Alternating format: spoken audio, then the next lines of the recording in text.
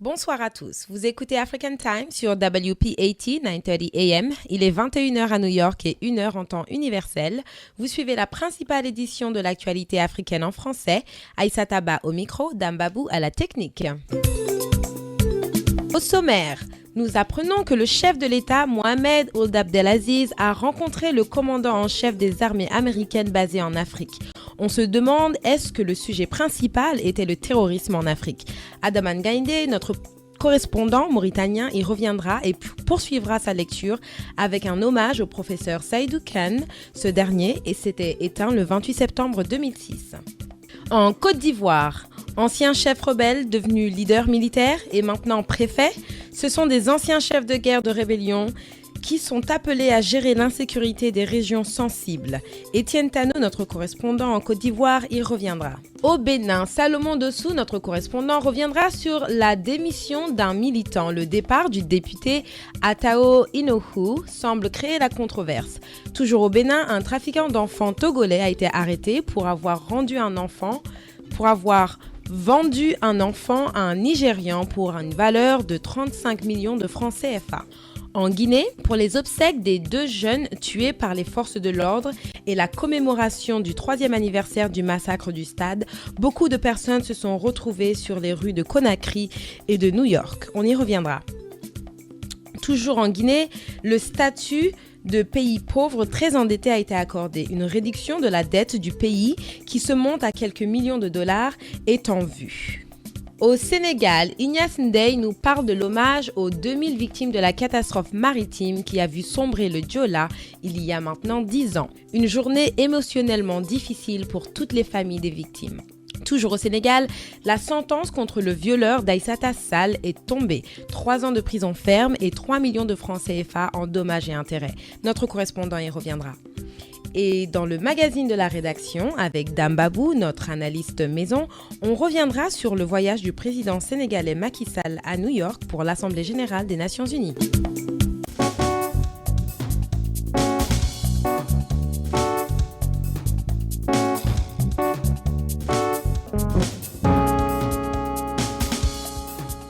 Mesdames et messieurs, bonsoir. Bienvenue sur African Time. Merci de votre fidélité. Vous écoutez votre émission sur Internet à yolele.com et à la radio sur WP80 930 AM. Cette édition est sponsorisée par la compagnie Royal Air Maroc. Au Sénégal, des visages tristes et des cœurs en pleurs. C'est l'anniversaire des 10 ans de naufrage du Joola qui faisait la liaison maritime entre Ziguinchor et Dakar. Le bateau a sombré le 26 septembre 2002 avec 2000 personnes à bord. Ignace Ndeye nous en dit plus. L'actualité de la semaine reste dominée au Sénégal par la commémoration de l'indice du naufrage du Joola, du nom du navire qui assurait la liaison maritime Dakar-Ziguinchor, un navire qui a sombré le 26 septembre 2002 au large des côtes gambiennes avec près de 2000 passagers. Mercredi, date du 10e anniversaire, les Sénégalais se sont souvenus de cette catastrophe maritime. Et la partie sud du pays, Ziguinchor, qui a payé un lourd tribut à ce drame, a rendu hommage aux 2000 victimes qui ont péri dans ce naufrage. Ziguinchor a d'ailleurs abrité la cérémonie officielle présidée par le ministre des Forces armées, Augustin Tine. Occasion saisie pour le ministre et pour appeler les Sénégalais à l'introspection. Et concernant toujours la liaison maritime Dakar-Ziguinchor, le ministre du Transport maritime a annoncé la construction bientôt de 2 navires de bateaux pour assurer la liaison Ziguinchor.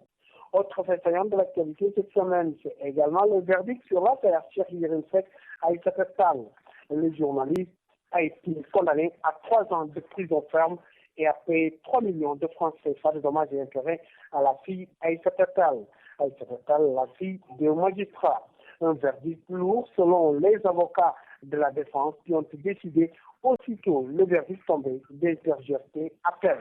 Rappeler que le journaliste Cheikh Yérim Seck, directeur du site Dakar Actu, a été reconnu coupable sur viol sur la fille Aïssata Tall. Pendant ce temps, les avocats du guide religieux de Kantakon, Cheikh Bétchoun, ont décidé d'introduire une demande de liberté provisoire pour leurs clients. Inculpé de masques placés sous mandat de dépôt depuis quelques mois, la prison de pièces Cheikh Bétchoun n'a toujours pas été jugée. Vers une augmentation du nombre de ministres, la révélation du chef de l'État, Macky Sall, il n'exclut pas très prochainement d'allonger la liste des ministres de la République. Une liste qui sera bientôt élastique pour prendre en charge certaines considérations par rapport au découpage administratif. Et puis, sitôt la nouvelle annoncée, certains sont montés au créneau comme maître El Hadjidou qui déplore cette démarche du président Macky Sall qui vise tout simplement, selon lui, à tromper les Sénégalais. Rappelez que le président de la République, lors de l'élection présidentielle, avait promis de constituer un gouvernement de 25 ministres, ce qui a été respecté juste à l'annonce de cette nouvelle pour allonger la liste des ministres de la République. Ainsi, au Parti socialiste, rien ne va plus entre Malik Noël Seck et les jeunes socialistes à la coalition des non-Bokiyakar. Ça sent les clashs. Les partisans de Réumi, le parti du maire de Thiès, Idrissa Seck, menacent en tout cas de claquer la porte au motif on joue dans cette coalition de ruse et de tromperie, dans cette coalition de la mouvance présidentielle. Ainsi va l'actualité cette semaine au Sénégal, à Dakar, pour African Time. Ignace Ndeye. En Guinée, encore beaucoup de manifestations. C'était aujourd'hui les obsèques des 2 jeunes victimes qui ont perdu leur vie à cause de balles réelles tirées par les forces de l'ordre. C'est aussi le 3e anniversaire du massacre du stade de Conakry. Les forces de sécurité guinéennes avaient mis à mort 154 sympathisants de l'opposition et collectivement violé des centaines de Guinéennes. Mamadou Baldé au micro de Dambabou. Et on le fait maintenant là? Oui, on y va. Ok, je suis à l'écoute alors. Mamadou Baldé, bonsoir. Bonsoir, dame. En parlant de la Guinée, je pense que le maître mot, c'est marche. La semaine dernière, il y avait eu des marches avec des grabuges. Cette semaine encore, ça s'est répété à Conakry, il paraît? Oui, effectivement, il y a eu, aujourd'hui d'ailleurs, il y a eu, on ne dirait pas de marche, mais il y avait des milliers de personnes ce vendredi donc aux obsèques de 2 jeunes victimes. Vous savez, la semaine dernière, il y a eu Alpha Amadou Bari et Fodema Moudouba qui ont été victimes donc, de balles réelles de force de l'ordre. Donc, le cortège funèbre a été conduit de la mosquée, la grande mosquée de la capitale qu'on appelle Mosquée Faisal, au cimetière de Solo Primo. C'est bien en Haute-Vallée de Conakry. Alors, c'est une marée humaine qui est sortie pour accompagner les 2 victimes à leur dernière demeure. Mais, entre-temps, il y a eu une attaque, selon en tout cas nos interlocuteurs, c'est les partisans du président Alpha Condé, donc du parti du président, le RPG, Arc-en-Ciel, qui ont attaqué les manifestants, donc les marcheurs, ceux-là qui partaient pour les funérailles. Alors il y a eu échauffourée quelque part et on a appris que l'armée est intervenue, ou alors la gendarmerie. La gendarmerie est intervenue, il y a eu des blessés graves. Et on nous parle de mort, mais pour le moment, nous n'avons pas la confirmation s'il y a eu effectivement un mort. Mais pour les blessés graves, il y en a eu. Donc, Conakry ce matin était noir de monde. Vous savez, l'opposition est très, très, très forte dans la capitale, très, très forte d'ailleurs. Et l'opposition est sortie très, très nombreuse. Vous savez, les anciens premiers ministres, Lansana Kouyaté, Sidi Touré, Cellou Dalein Diallo, appartiennent aujourd'hui à la même alliance. Donc, ils ont la quasi-totalité de la population de Conakry qui est sortie nombreuse pour aller accompagner les 2 à la dernière demeure. Voilà ce qui s'est passé là-bas. Et du côté de New York, comme vous l'avez dit, marche, New York, il y a eu marche pour commémorer le 3e anniversaire du massacre du stade du 28 septembre. Dambabou, vous savez, c'était le 28 septembre 2009 que les militaires ont encerclé le stade du 28 septembre. Il y avait un meeting de l'opposition, ils ont tiré à balles réelles. Il y a eu 157 morts selon les organisations des droits de l'homme. Il y a eu 157 morts, il y a eu un viol collectif en pleine journée, il y a eu des disparus. Donc, pour commémorer cela et demander que justice soit rendue, eh bien, les Guinéens des États-Unis ont marché aujourd'hui à la mission permanente d'abord de la Guinée aux Nations Unies, ici à New York, et ensuite devant le siège de l'organisation même, ici à New York. Ce qui s'est passé, c'est qu'une lettre a été déposée au niveau du secrétariat général de l'Organisation des Nations Unies et automatiquement, je pense que réaction a été faite et le truc organisé, en tout cas, a eu la réaction de l'ONU pour demander à ce que les choses entrent dans le normal en Guinée. Voilà ce qui s'est passé réellement. Bon, donc c'était en 2009, du temps d'Addis Camara, quand le capitaine avait pris le pouvoir par la force, n'est-ce pas? Tout à fait. C'était à ce moment, lorsque Addis a demandé, il voulait se présenter comme candidat. L'opposition a dit non, tu ne vas pas te présenter. Il y a eu un meeting et puis voilà ce qui est arrivé. Ouais, maintenant, une autre information concernant la Guinée, c'est cette dernière vient d'obtenir le statut de pays pauvre très endetté. Voilà, c'est vrai, la Guinée a atteint le point d'achèvement de l'initiative PPTE, pays pauvre très endetté. Il faut le dire, le PPTE, c'est justement pour la réduction de la dette. Plus de 2 milliards de dollars ont été réduits de la dette guinéenne. Donc, pour voir comment est-ce que ce que le pays payait quelque part, il faut réinvestir cet argent quelque part. Voilà ce qui est arrivé. En tout cas, si le pouvoir en place se frotte les mains pour dire que la dette a été annulée, une partie de la dette a été annulée et désormais le gouvernement va vers le développement. Et du côté de l'opposition, il y a doute parce que Sidya Touré dit qu'il doute énormément si le gouvernement tel qu'il est composé et l'administration telle qu'elle fonctionne actuellement puisse tirer profit du PPTE. Donc, c'est ce qu'il a dit, Sidya Touré de l'UFR. Mais comme vous le savez, le PPTE signifie pays pauvre très endetté. Mais pourquoi on est arrivé là? C'est une question qu'il faut revenir là-dessus. Comment la Guinée est arrivée à ce niveau? Pourquoi cette dette? Donc, aujourd'hui, avec la Banque mondiale et le FMI, la Guinée a renoué avec ses deux institutions, avec l'initiative PPT. Merci beaucoup, Mamadou Baldé. Merci, dame. American Language Center, le spécialiste de l'enseignement de la langue anglaise à New York, vous invite à visiter ses nouveaux locaux beaucoup plus spacieux et plus commodes pour votre apprentissage de la langue en Amérique.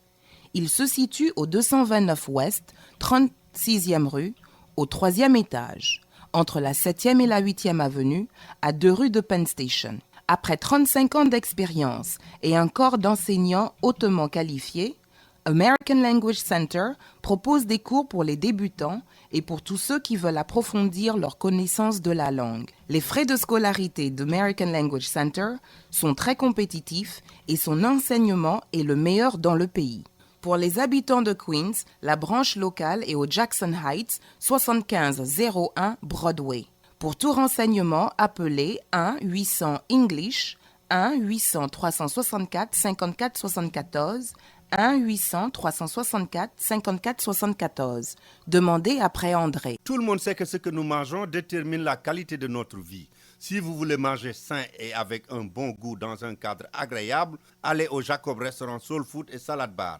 Jacob Restaurant est le leader dans le domaine du soul food à New York.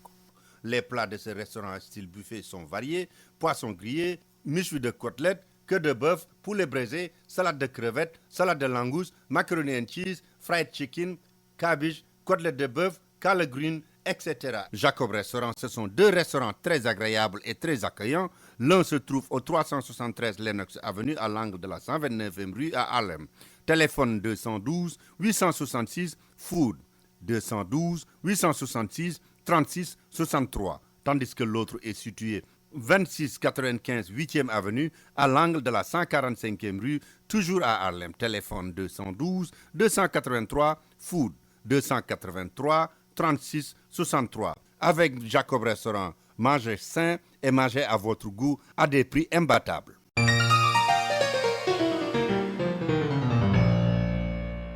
Au Bénin, la nouvelle de la démission du député Atao Inohou du principal parti de l'opposition fait beaucoup parler. Il semblerait que ce départ soit de mauvais augure pour le groupe PDR-UN, le parti du renouveau démocratique. Salomon Dossou. En politique, l'opposant numéro 1, Maître Adrien Mbedi, classé deuxième aux élections présidentielles de mars 2011,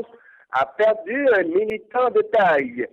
Attao Mohamed Henko, c'est son nom.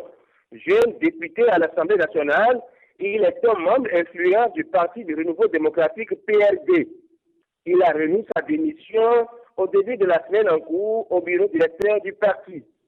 Avec le départ de ce militant influent d'Apapa, un grand quartier de Cotonou, le groupe parlementaire PLD est dissous à l'Assemblée nationale. À 5 mois des prochaines élections municipales et communales, la démission de Renouveau donne du fil à retordre à Maître Adrien Mbedi, président du Parti du Renouveau démocratique PRD. 35 millions de francs CFA pour vendre son enfant accusé de sorcellerie. Un trafiquant togolais a été arrêté hier par la police béninoise. De sources policières, ce Togolais a été arrêté avec sa femme dans un hôtel de Cotonou où ils ont rendez-vous avec un Nigérian qui veut acheter l'enfant. L'enfant qu'il voulait céder comme un objet à 35 millions de francs CFA de commun accord avec sa femme serait accusé de sorcellerie. De sources concordantes, ce Togolais est un employé dans une société à Lagos au Nigeria. Arrêté par les éléments du commissariat central de Cotonou, ils seront présentés au procureur de la République ce lundi. Mais quant à l'enfant, il sera mis dès demain à la disposition de la brigade des mineurs. Enfin, l'UMOA en campagne contre les inondations au Bénin. Il apporte un soutien de 300 millions de francs CFA au gouvernement béninois. Le chèque de ce montant sera remis ce vendredi 28 septembre au ministre de l'Économie et des Finances par le président de la Commission. Ce geste qui soulage les populations sinistrées est une marque de solidarité de l'institution sous-régionale. C'est tout pour l'actualité de cette semaine au Bénin. Salomon Dossour de Comé, une ville au sud-ouest du Bénin pour African Time. En Côte d'Ivoire, il y en a assez des massacres et tueries à l'appel. En vue de régler les problèmes d'insécurité persistants sur le territoire, le chef de l'État, Alassane Ouattara, nomme 3 anciens chefs de guerre, préfets de 3 régions dites sensibles. Ces 3 anciens chefs de guerre de la rébellion des forces nouvelles sont Ousmane Koulibaly, Tuo Fosié et Kone Messamba. Étienne Tano nous en dit plus. Le président Alassane Ouattara a nommé un conseil des ministres du mercredi 26 septembre dernier 3 anciens chefs de guerre de la rébellion des forces nouvelles à la tête de ces 3 régions particulièrement sensibles du pays sur le plan sécuritaire. Il s'agit d'Ousmane Koulibaly Hassan Pedro. Il était jusque-là en charge de la sécurité du quartier de Yopougon à Abidjan après avoir régné en tant que commandant de zone à Odéné, nommé à Bondoukou, chef de lieu de la région du Zanzan. Thiofosier, quant à lui, quitte ses fonctions de chef de l'unité des SRC chargé de lutter contre les raquettes. Le 3e nommé, précis, est le commandant Kone, l'ex-directeur des forces paramilitaires des forces nouvelles, qui doit prendre ses fonctions à Dibou, à l'ouest de la Côte d'Ivoire, à la frontière libérienne. Libération sous caution de Kone Katina pour le FPI, c'est une naissance de démocratie. En effet, le mardi 25 septembre dernier, la direction des forces du Front populaire ivoirien a appris en fin de matinée que le tribunal d'Ossou à Accra au Ghana, en raison du retard pris par l'examen de la demande d'extradition, a décidé la mise en liberté sous caution de Justin Katina Kone, ex-ministre du budget du gouvernement Akembo et porte-parole de l'ex-président ivoirien. Kone Katina, faut-il le rappeler, a été arrêté à l'aéroport d'Accra le 24 août 2012 à la demande du gouvernement ivoirien, qui l'accuse de crimes économiques et réclame depuis son extradition vers la Côte d'Ivoire. Ainsi, la direction du FPI, le parti de l'ex-président Laurent Gbagbo,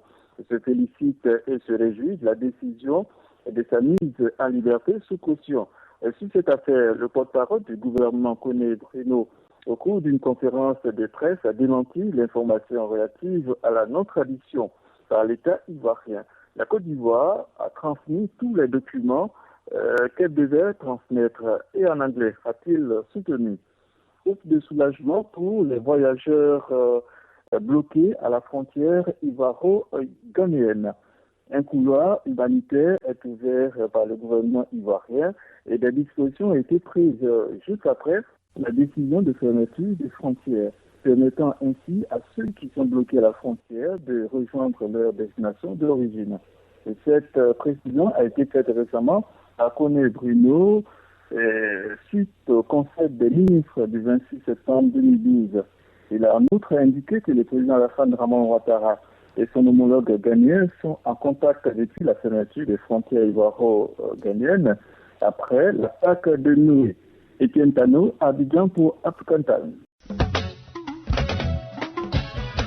Vous aimez les belles chaussures? Alors écoutez bien. Gora Sneakers au 40 Ouest, 31e rue, entre la 5e et Broadway est l'endroit idéal. Chez Gora Sneakers, il n'y a pas de contrefaçon, tout est original. Vous y trouverez Timberland, Nike, Reebok, Sebago, Adidas et j'en passe les meilleurs. Désormais, vous trouverez chez Gora Sneakers des casquettes et des jeans des plus grandes marques. Alors, ne faites plus attendre vos pieds, offrez-leur des chaussures de qualité. Gora Sneakers, c'est au 40 Ouest, 31e rue, entre la 5e et Broadway, en face du poste office. Téléphone 212 695 64 92. 212 695 64 92.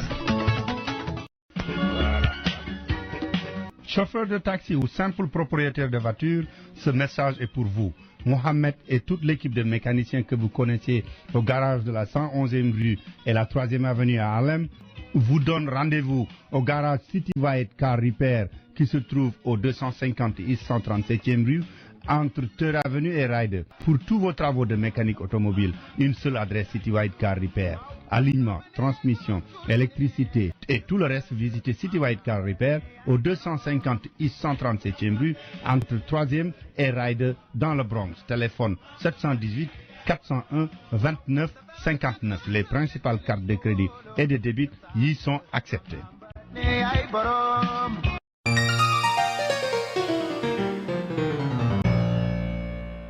En Mauritanie, on se rappelle que la semaine dernière, les présidents Mohamed Ould Abdelaziz et Macky Sall renforçaient leur union pour la lutte contre le terrorisme. Cette semaine, notre correspondant nous informe que le président mauritanien a reçu le commandant en chef des armées américaines basé en Afrique. Nous pensons que cette entrevue au palais de la présidence a pour but de rallier l'Amérique pour la lutte contre le terrorisme en Afrique. Adama Ngaïndé. Le président de la République de Mauritanie, M. Mohamed Ould Abdelaziz, a reçu en audience jeudi au palais présidentiel à Nouakchott le général Carter Ham,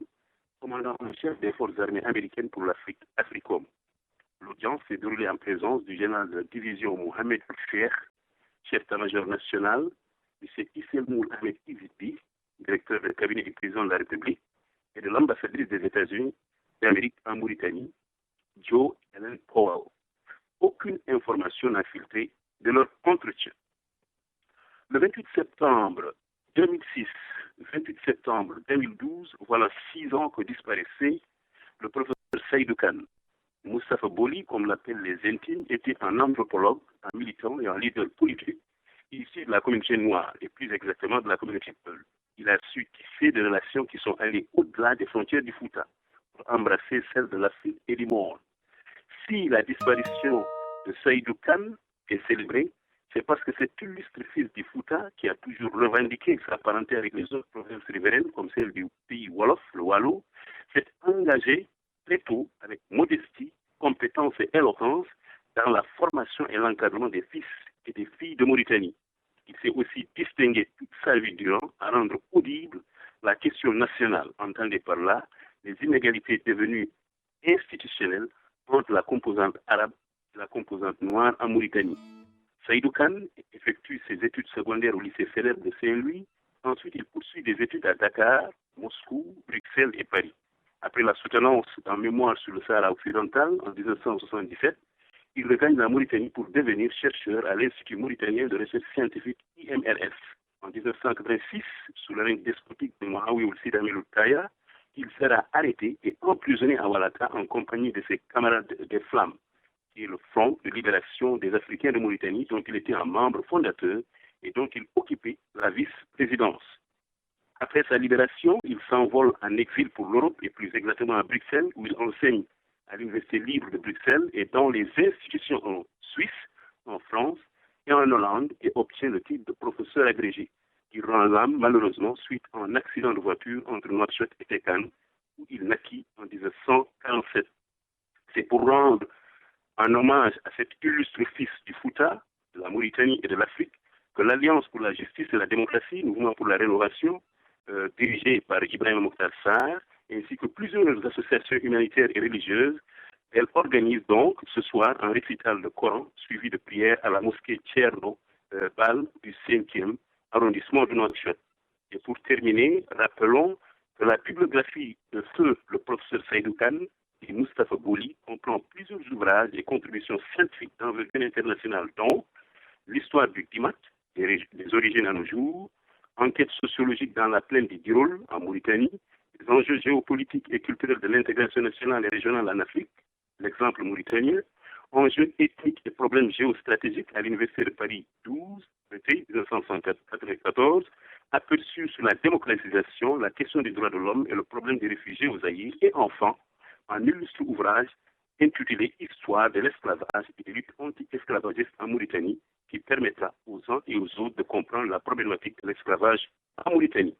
Adam Ngaïdé, African Time.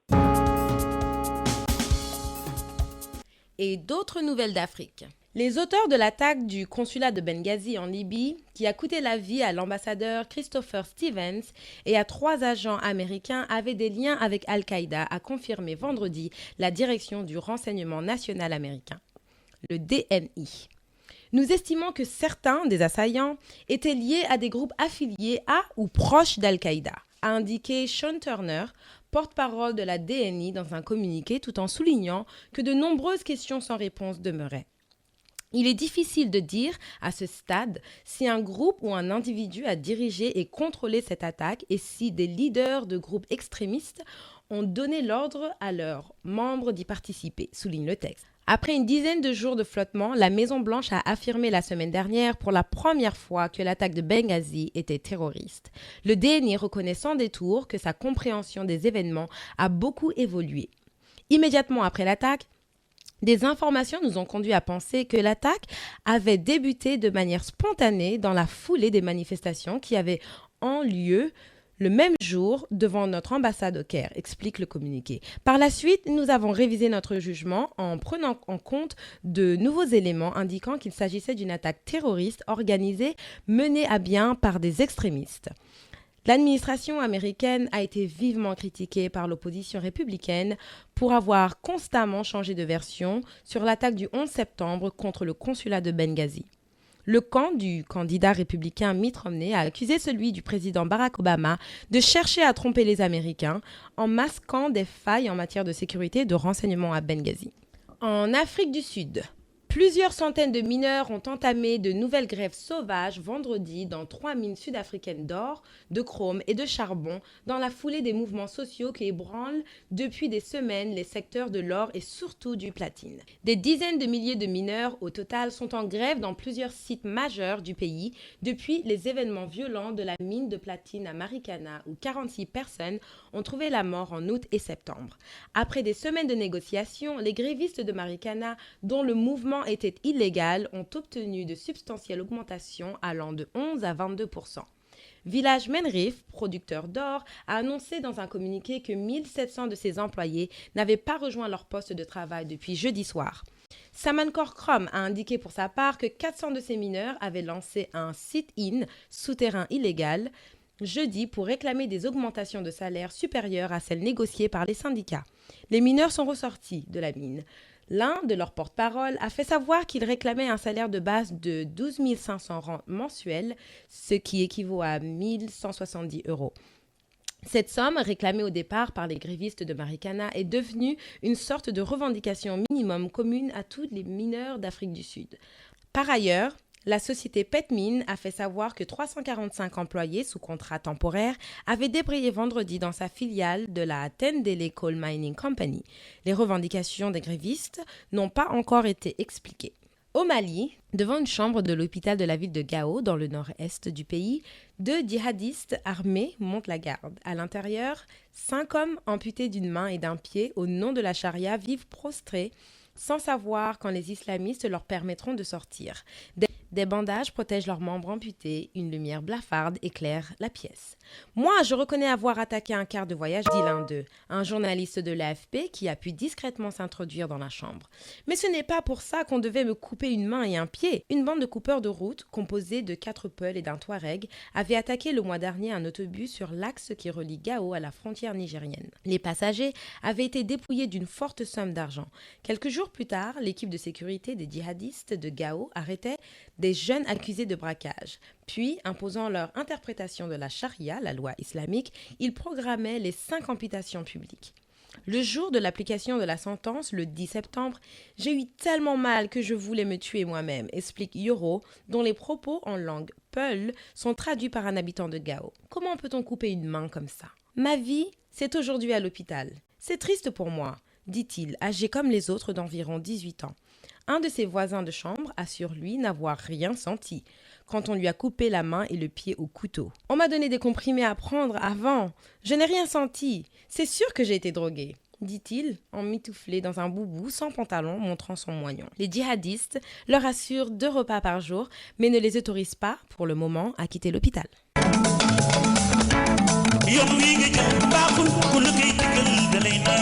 Votre compagnie aérienne préférée, Royal Air Maroc, est toujours à l'écoute de vos désirs et demandes.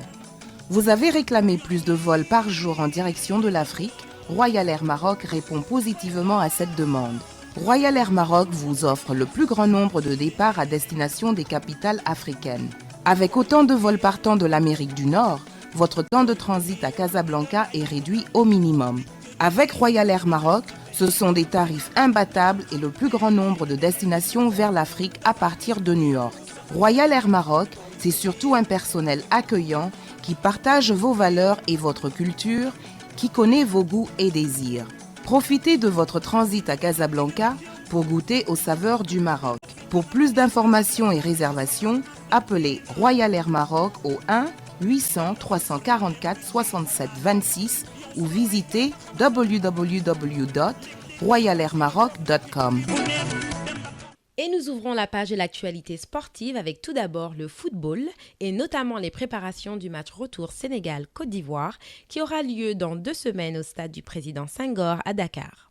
Ce sera la dernière chance pour les Lions de la Teranga de prendre une place à la Coupe d'Afrique des Nations. La liste des joueurs convoqués est publiée. Vous allez certainement noter quelques absents. Est-ce une tactique de la part de Joseph Koto ou autre chose de plus personnel? Elak Balinjai au micro de Damba. Cette 23 jours donc qui ont été convoqués par Joseph Koto qui a fait face à la presse aujourd'hui. La première depuis sa nomination à la tête des Lions du Sénégal. Joseph Koto, je disais, a convoqué 23 Lions. Certains joueurs effectuent le retour dans la première. C'est le cas d'Abdoulaye Ba,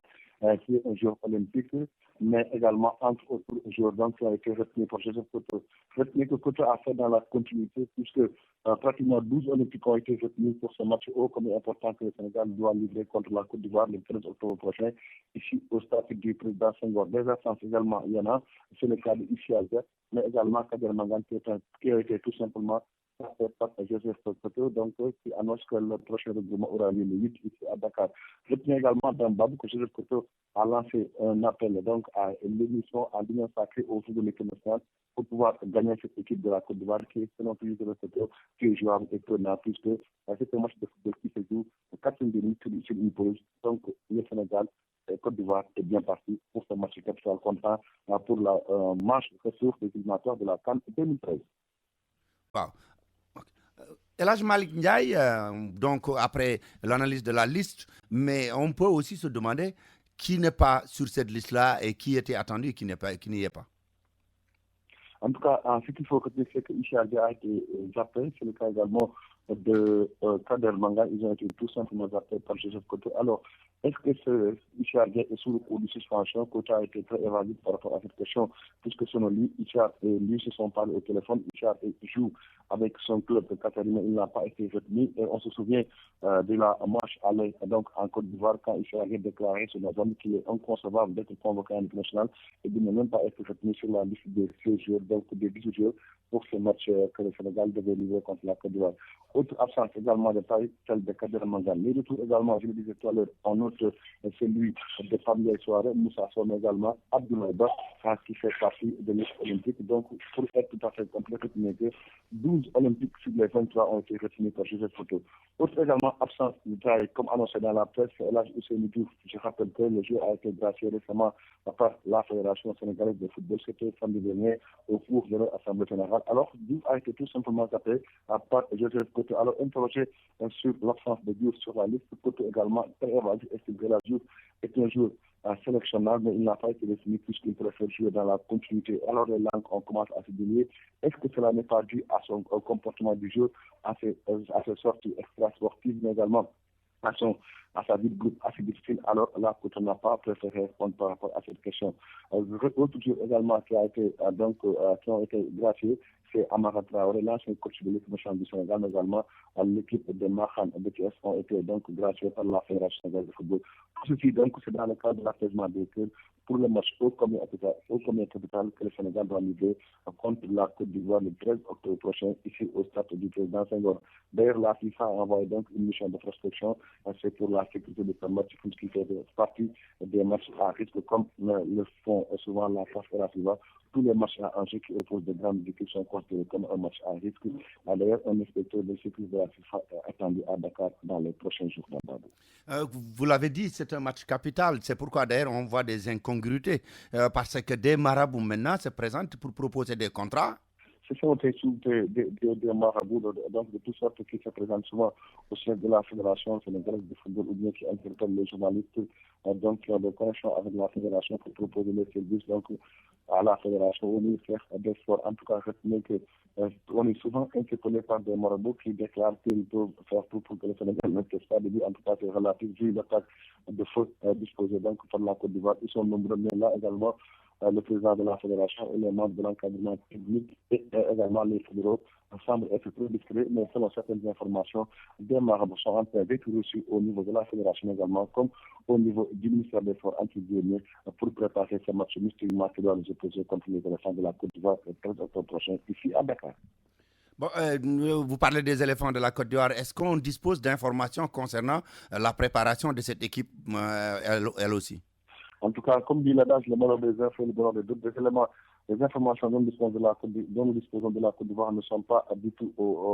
donc sont très bonnes pour les Sénégalais, mauvaises pour les Ivoiriens. Reste également que au niveau donc de la sélection ivoirienne, il y a des malentendus. C'est le cas également des malentendus que pour surtout Yaya Touré et certains joueurs, puisque Yaya Touré qui se considère comme l'un des patrons de cette équipe de la Côte d'Ivoire. Donc, on n'est pas en phase avec certains joueurs. C'est sport ivoirien qui s'occupe du sportif, l'information. Autre information également à signaler, certains cadres de l'équipe nationale de la Côte d'Ivoire ne jouent plus avec le club. C'est le cas de Kolo Touré, qui est tout simplement zappé par Mancini au niveau de Manchester City, mais également d'autres joueurs comme Abdulrazak de Manchester United qui n'ont pas encore foulé la pelouse et Jérémy également à un temps de jeu très court. Et on annonce également le probable forfait de Salomon Kalou, donc pour ce match retour qui doit se jouer ici au stade du président Senghor à 18h30, un match qui sera sifflé par un Tunisien. Merci beaucoup, El Hadj Malick Ndiaye. C'est moi, dame.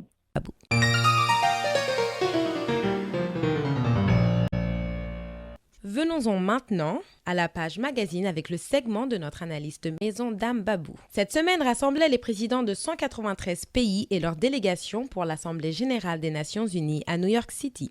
C'était une première pour le président sénégalais. Que peut-on retenir du discours de Macky Sall ? Comme vous dites, donc, c'était son baptême de feu. Macky Sall a prononcé un discours que beaucoup d'observateurs considèrent comme un bon discours. D'abord, c'était visiblement écrit par des professionnels et Macky Sall l'a lu avec discipline. Donc, on peut considérer du point de vue de la forme que c'était un bon discours. Du point de vue du fond, il n'y a pas eu de grande surprise, mais les questions attendues ont été abordées. Macky Sall, bien sûr, un bon vendeur, a magnifié la démocratie sénégalaise qui lui a permis d'être élu pacifiquement le 25 mars dernier. Le deuxième point, c'est le point qui était le plus attendu en réalité, c'est ce qui concerne le Mali. On sait, avec la menace terroriste sur les côtes atlantiques du côté de l'Afrique, on savait que ce qui se passe au Mali n'est pas simplement un problème malien et Macky Sall a prouvé que c'est même plus qu'un problème africain, c'est une question de terrorisme international parce qu'il dit que ce sont des bandes lourdement armées qui prennent prétexte de l'islam pour semer le trouble et qui menacent la sécurité et la paix internationale. Donc ce sont des terroristes et par conséquent ce sont tous les pays du monde et en particulier les pays occidentaux qui doivent se mobiliser pour combattre ces bandes armées au Mali parce que du Mali, et si leur entreprise réussit, ces bandes-là vont certainement essaimer dans d'autres pays africains et alors vous voyez bien ce qui peut arriver. Donc Macky Sall a demandé au Conseil de sécurité de donner l'autorisation d'action pour les pays qui peuvent se mobiliser militairement. C'est important donc la résolution d'un Conseil de sécurité pour Macky Sall simplement parce que des pays africains de la CEDEAO auraient non seulement pas les moyens, ni militaires, ni financiers, ni humains à eux seuls pour combattre donc ces bandes armées au Mali qui occupent la moitié du pays. Donc une résolution du Conseil de sécurité permettrait à des pays comme les États-Unis, à défaut d'envoyer des militaires, envoyer au moins de la logistique et beaucoup d'argent et des renseignements. Donc c'est important, Macky Sall, c'est pas surprenant. Les autres points, ce sont les points habituels et les points de vue du Sénégal sur la Palestine, par exemple. Un État palestinien avec comme capitale la Jérusalem-Est et avec l'Israël à côté, dans des frontières sûres et reconnues. Ensuite, Macky Sall est revenu, comme Senghor le faisait, comme Abdou Diouf le faisait, en parlant de la situation de paradoxe où nous vivons dans un monde qui accumule de plus en plus de richesses, mais qui connaît de plus en plus de la pauvreté, avec au moins 900 millions d'individus menacés de faim. Donc c'est ça un peu les trois grands points qu'on pouvait retenir du discours de Macky Sall. Merci. Et donc, en marge du sommet des Nations Unies, Macky Sall a aussi rencontré à plusieurs reprises des membres de sa communauté sénégalaise, basée ici à New York, et d'autres aussi venus d'autres États. Quels sont les points saillants de ces rencontres ? On peut retenir trois grandes rencontres qui étaient prévues. Et la première, c'est la rencontre d'hier qui regroupait les membres de la communauté de manière générale. Et il n'y avait pas de connotation partisane, il n'y avait pas de connotation confessionnelle, il n'y avait pas de connotation territoriale. Ce sont tous les Sénégalais qui ont été convoqués par le consulat général du Sénégal à New York pour rencontrer Macky Sall. Mais au cours de cette rencontre, on peut retenir le fait que Macky Sall est revenu sur son programme de gouvernement et en particulier le fait que les audits et l'argent du Sénégal qu'on soupçonne d'être volé et envoyé à l'extérieur, qu'il ne reculera pas et qu'il fera tout pour que justice soit faite. Mais surtout l'information donnée par Macky Sall, c'est que on se souvient que le président sénégalais, avant son élection et immédiatement après son élection, avait dit clairement qu'il n'aurait pas un gouvernement qui dépasse les 25 ministres. Mais on parle de ministres avec des cabinets. Mais Macky Sall est revenu presque pour annoncer qu'il va élargir ce gouvernement-là. Parce qu'il dit que pour des besoins d'équilibre, régional, d'équilibre sociaux, etc., il pourrait être amené à élargir ce gouvernement-là. Et il a dit qu'on ne me dise pas, je veux être clair pour qu'on ne me dise pas demain que j'ai fait du wak-waket. Cela veut dire, je l'avais dit et je me dédie. Mais il sera très difficile pour Macky Sall de dire qu'il ne l'avait pas dit. Il sera très difficile pour lui de dire qu'il ne fait pas du wak-waket parce qu'il avait dit clairement, quelles que soient les combinaisons, nous n'aurons pas un gouvernement plus que de plus de 25%. Écoutons d'ailleurs Macky Sall au cours d'une conférence de presse entre les deux tours de l'élection présidentielle. Le même principe que j'ai dit, la patrie importe plus que le parti, ça va être valable. Parce que déjà, je me suis engagé pour un gouvernement qui ne dépasse pas 25 membres. Quelles que soient les combinaisons que nous ferons, on ne le dépassera pas. Parce que l'objectif, c'est de donner un signal positif aux populations et aux partenaires. L'une de ces rencontres organisées par l'Association des Sénégalais d'Amérique, qui aurait dû avoir lieu aujourd'hui, ce vendredi 28 septembre, ils ont tous été très déçus de ne pas voir arriver le président Macky Sall et surtout de ne l'avoir appris que 2 heures après l'heure convenue de rendez-vous et de son apparition. Quelles étaient les raisons de son absence et qu'en pensez-vous? Il y a d'abord les raisons données, mais il y a aussi des raisons qu'on peut soupçonner. Bien sûr, effectivement, après une attente très très longue, il devait être sur place à 12h30, vers 14h, bien avant cette heure. D'ailleurs, les officiels américains qui étaient venus, notamment Charles Rangel, le congressman de Harlem, et d'autres, ont été obligés de dire qu'ils ne pouvaient plus attendre. Ça, c'est important. Donc, vers 14h, l'ambassadeur du Sénégal à Washington, Cheikh Niang, est venu pour dire que le président Macky Sall a le regret de vous dire qu'il a été convoqué d'urgence au Conseil de sécurité pour parler d'un pays limitrophe du Sénégal. Bon, donc, c'est ça qu'il a dit. Finalement, le président a envoyé le ministre de la Justice, Mme Aminata Touré. C'est ça la raison donnée. Mais il se trouve que cette raison ne résiste pas vraiment à l'analyse. Premièrement, tous ceux qui ont l'habitude d'assister à des événements où un président de la République doit participer voient que bien avant l'heure, il y a les forces de sécurité qui viennent, qui regardent, qui restent, qui surveillent même le fauteuil sur lequel le président et sa femme doivent s'asseoir, alors qu'il n'y avait personne. Cela veut dire donc que des heures et des heures, quand on était là, il n'y avait pas un signe qui montrait qu'on s'était préparé à venir. On a l'impression que Macky Sall avait décidé de ne pas venir de toute façon. Ça, c'est le premier élément. Le deuxième élément qui fait que cette raison donnée par Macky Sall ou bien ses représentants, et cette raison-là pose un problème de crédibilité, ils disent que c'est le Conseil de sécurité des Nations Unies qui l'avait convoqué d'urgence. Mais il se trouve que quand on va dans le UN.org, dans le site internet des Nations Unies, on peut regarder clairement que le Conseil de sécurité n'avait pas eu une réunion aujourd'hui sur un pays limitrophe du Sénégal, sur un pays africain. Il n'y a pas dans l'agenda du Conseil de sécurité une réunion quelconque. Et l'heure à laquelle Macky Sall devait se présenter à ce déjeuner de l'Association des Sénégalais d'Amérique pour la collecte d'argent, à cette heure-là, Macky Sall était avec ses militants. Il était avec ses militants à l'hôtel Pennsylvania, les militants de Benno Bokk Yakaar. Il est resté jusqu'au-delà de l'heure à laquelle il devait quitter le déjeuner de l'Association des Sénégalais d'Amérique. Donc on a vraiment des problèmes à accorder de la crédibilité à ce qui a été donné. Évidemment, cela a rendu les dirigeants de cette association furieux et qui n'ont pas manqué de l'exprimer à ce qui représentait Macky Sall à ce déjeuner-là. Et donc, en parlant de justement sa crédibilité, comment est-ce que cela pourrait entacher sa réputation aux yeux des Sénégalais d'extérieur? Bon, peut-être des Sénégalais de l'extérieur, c'est trop dire. Il y a tellement de Sénégalais de l'extérieur, mais je ne pense pas que ce soit un signal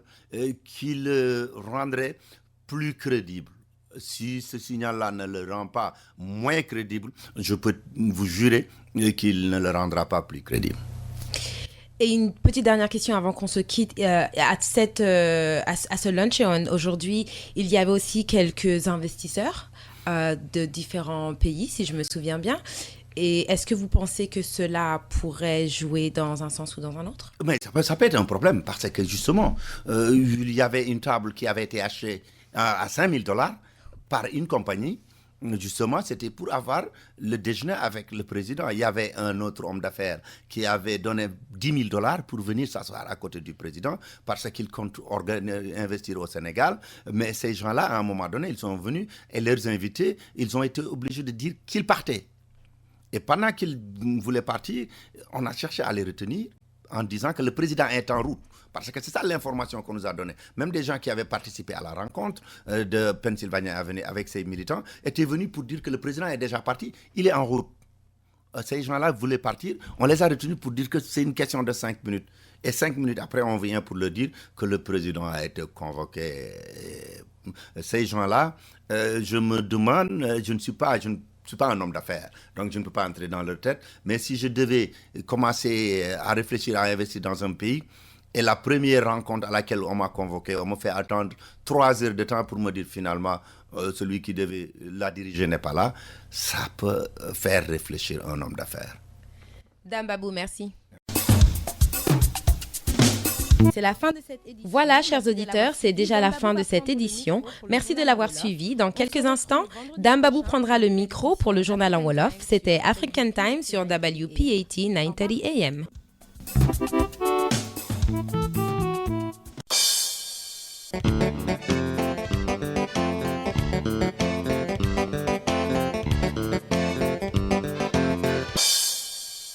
mbokk yi ñu ngi leen di nuyu te di leen gërëm ci déglu ngeen def seen émission fii ci African Time ci WPAT 930 AM yéen a ngi ñu di déglu itam ci yolele.com ak ci WPAT 930 AM.com seen mbokk Dame Babou moo ne ci micro bi moo nekk itam ci machine bi ni ñu ko baaxoo di def ajjuma ju nekk lan koy defee ajjumay tey ji yem ak ñaar fukki fan ak juróom-ñett ci weeru sattumbar 2012 dañu leen di indil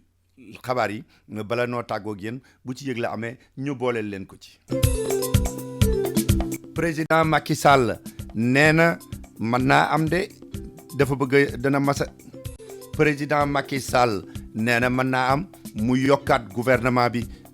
ñaar fukki ministre juróom yam waxoon nee na mën naa am mu yokk ko waaye nag bu boobaa da koo bëgg a wax léegi ba kenn du ko ne dangaa def waxeet waaye mu génne ci noonu yaakaaruñu ne dina yomb bu ñu dégloo la mu jëkkoon a wax ndax dafa leeroon loolu yëpp daanu ci dellu si ak yéen daanu dellu si ak yéen itam ci li nga xam ne moom la président Macky Sall waroon seet si ñii di ASA association des Sénégalais d'Amérique ñi mu waroon bokkal ci añ ay kilifa ñëw toog président Macky Sall mujj yónnee ne dafa am réunion bu jàmp boo xam ne ci la doon dem loolu danañ ci ñëw ak yéen leeralal leen lañ fa jot a jëlee daañu ñëw ak yéen itam ak Pape Ndaw ci li nga xam ne moo xew Sénégal xam ngeen ne bateau Joola ba mu daanoo ci géej léegi mat na fukki at ñu ngi ko doon màggal ca Sénégal loolu Pape Ndaw dana ci ñëw dellu si ak ñun Pape Ndaw dana dellu si ak ñun itam ci yeneen xew-xew yu baree bari yoo nekk ci réew ma xam ngeen ne mbiri Karim Wade avion bi mu doon loué nee nañu juróom-ñetti milliards daanaka dugal na ko ci te ki ko jëndoon ko loué ñeenti milliards la ko jënde woon nawet ba itam ñëw na waaye dënnu ren ji la mu fa yàq bari na lool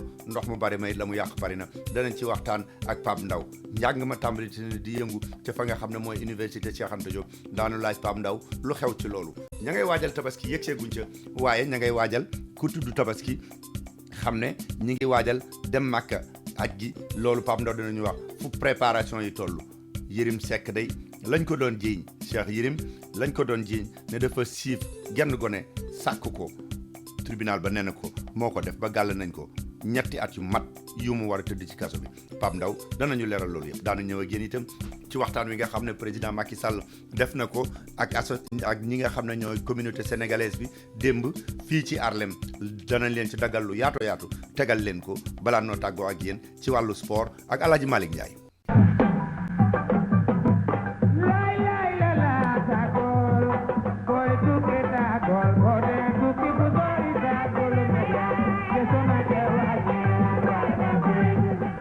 waaw kon dañuy daal di tàmbali rek li nga xam ne moom mooy waxtaan wi ak Pape Ndaw defe naa ne Sénégal fukki at la nuru na ne lu yàgg la waaye góom ba tey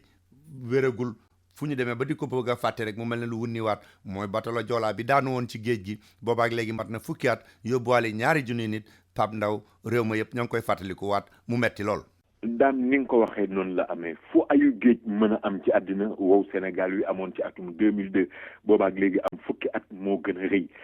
tax na nag naam am na fukki at léegi waaye terewul ñi nga xam ne bii ñoo ci am ay mbokk yu loru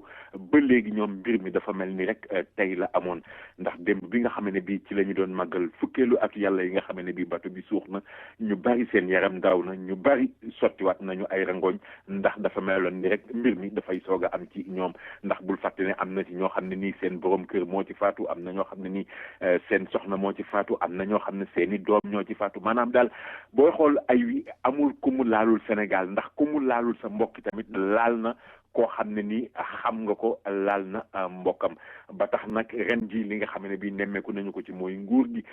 gis nañ ko ci ginnaaw boo xam ne bii ilimaani jëwriñ yi di Abdoul Mbaye moom moo demoon ànd ak ay ministre yu bari fële nga xam ne bii moo di Ziguinchor waaye fii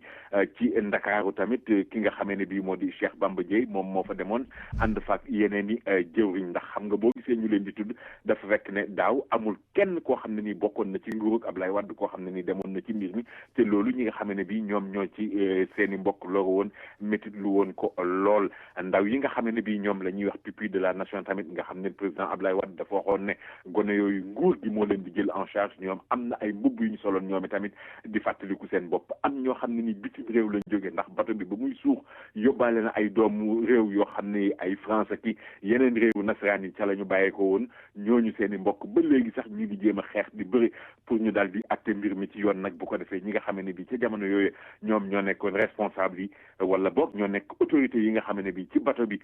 ci seen responsabilité la nekkoon ñoom ñu mën koo jëflanteeg ñoom ci wàllu yoon lu mën a am daal moo di Dame Babou mbir mi màggalaat nañ ko ren boobaak léegi fukki at yàlla la ba bato bi suuxee mais rek dafa meloon ni tey jii la woon. waaw Pape xam nga ñu bari dañuy wax ne bateau bi jafe-jafe yi mu amoon techniquement soldat si ko yoroon ne bateau bi mënul daw politique yi ne leen dugal leen ko loolu jafe-jafe yu gën a bari ci demu Casamance bi tax ñuy def loolu yëpp mooy mbirum Gambie mi nekk ci biir Sénégal te mu ne su faa ñàkk a jaar te Gambie ci boppam sax dañuy waxati ay yëngatu dafay bareeti fi mu nekk nii. waaw yëngatu bu métti Dame Babou ndax fi mu nekk nii nag ñu ngi demaleeg di fekkale di ak sax di wax naan coup d'état la ñu doon jéem a def ndax lu mën a am daal moo di dégg nañu ñu soqi ay bal yu métti ay balu kalachnikov sax la ñu wax yoo xam ne daal fetal nañ ko ci booru aéroport bi nga xam ne bi mooy aéroport yu Ndung te xam nga booy fàttaliku Yaya Jammeh ci atum 1994 la jëloon nguur gi par coup d'état moom tamit ci président Daouda Kairaba Jabara waaye booba yi tamit mbir ya ma nga déparé woon yu Ndung lu mën a am nag mooy bi nga xam ne bii sox yi tàkk nañu daal nee na kii di Yaya Jammeh moom dafa daal di dem rek laqatu yi ci dëkkam bi nga xam ne bi moom mooy résidence am ba nekk ca Kanilaay foofee nag la ñuy wax ne fa la nekk di jéem a organiser li nga xam ne bi mooy mbir yi ni mu nar a demee donte nag fi mu nekk nii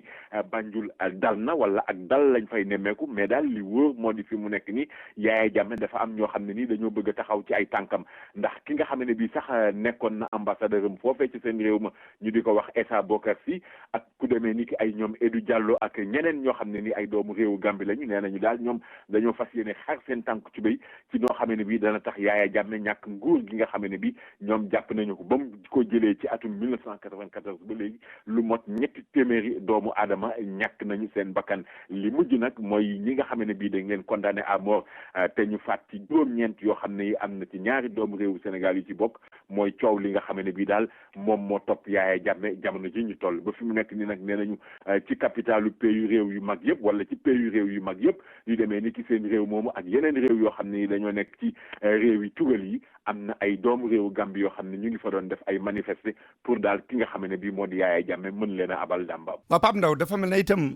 am na leneen loo xam ne ñu ngi koy waxtaane Sénégal ci mbiru xaalis muy mbiru caisse noire bi ndaxte dañu ñuy wax ne am na ñu jàpp ne président Macky Sall dafa waroon dem tey ne comme réew mi ni mu sonne nii mbiru caisse noire bi ñu seetaat ko buñ ko dindiwul it ba mu set itam ñu wàññi ko loolu itam ñu ngi ko fay waxtaane. waaw caisse noire Dame Babou ñu ngi koy tudd bu baax fii ci sunu réew te xam nga caisse noire boo ko déggee mooy gafaka goo xam ne nii dañu ko jël rek sol ko xaalis daal di koy jox ki nga xam ne bii moo di njiitu réew mi moom gafaka googu nag nu ko neex la koy doxalee fu ko neex mu yóbbu xaalis bi wala ku ko neex mu jox ko te amul kenn ko am sañ-sañu laaj ko xaalis bi noo ko defee maanaam daal amul reçu amul bind këyit xaalis bi nu ko neex la koy doxalee loolu la ñu wax nag ne bi nga xam ne bii am na ñu ci def ab gëstu dañu ne Macky Sall caisse noire googu maanaam gafakaam googu toll na ci juróom-ñetti milliards ci sunu xaalis ñu ne nag loolu war nañu koo mën a lijjanti waaye bàyyi ko cëggal guyam rek nu ko neex mu doxale loolu du lu jaadu donte waa forum civil ñu ngi wax naan président de la république war na am caisse noire nee nañ jamono yi ñu toll daal war nañu mën nag di xool caisse noire bi di wax naan koppar yi fii lañ ko dugal ak nii lañ ko lijjante ak fële la jaar mais nag am na ñoo xam ne ñu ngi wax naan tey ay la yéwén Macky Sall bu demee ba ñu naan juróom-ñetti milliards la am te fekk Abdoulaye Wade mi nga xam ne bii moom la wuutu Abdoulaye Wade gafakaam maanaam caisse noire am tolloon na ci juróom benn fukki milliards ci suñu koppar booy xool li Macky yore la Abdoulaye Wade yoroon ëpp na ko lu dem parce que juróom-ñetti milliards boo ko tegee ci wetu juróom benn fukki milliards da ngay gis ne sore yoon lool mais nag ñu ngi wax naan ba tey tamit rek lu mën a am daal xaw naa bari ndax booy xool ñu ngi wax naan réewu Afrique yi caisse noire président yi ndax gëstu boobu sax ci lañ ko doon def dañuy wax naan ki ci gën a néewle booy xool mooy Faure Gnassingbé bu Togo bi nga xamee ne bii moom juróom-ñaari milliards yu teg juróom-ñeenti millions la am nga gis ne daal dambaabu gafak ak président yi moom maag yow buñ ci mënoon a jot defe naa ne suñu mbir doxe fi lay doxee baax. Pape kon bàyyil ñu aajar. fépp fu nu mën a tukki moo xam ci biir réew mi la moo xam bitim réew rawatina nag bu dee Afrique suñu gos la fa nu war a dem mooy Kara Tour and Travel billet bu ñuy jaay ak avion boo bëgg a demee demal Kara Tour and Travel mu jox la ko ci njëg yoo xam ne mënuloo ko amee fenn xew wu nu am wu nu ñor dëgg fa nu war a dem mooy Kara Tour and Travel bu nu yegg si mu ñu jox suñu billet ci njëg yéenu gënal daal di nuy wax avion ba nuy dugg ak kañ lay dem nu daal di dem ci lu gaaw a gaaw. Kara Tour and Travel mi ngi nekk ci 38 West 32nd Street room 1501. téléphone 212 683 2223. nañ dem ba tëri First Broadway fekk fa Jibi Njaay kor soxna Linguère nga nañ dem ba tëri First. capitaine Jibi Njaay bu Sahel International moo leen di wax ne dem leen fekk ko Sahel International mu taxaw leen na mu leen daan taxawoo ci 1224 Broadway corner wu 31st Street bu dee lu jëm ci Human Air Supreme Ultimate Place Sensationnel Premium Now Premium 2 Galaxy Naomi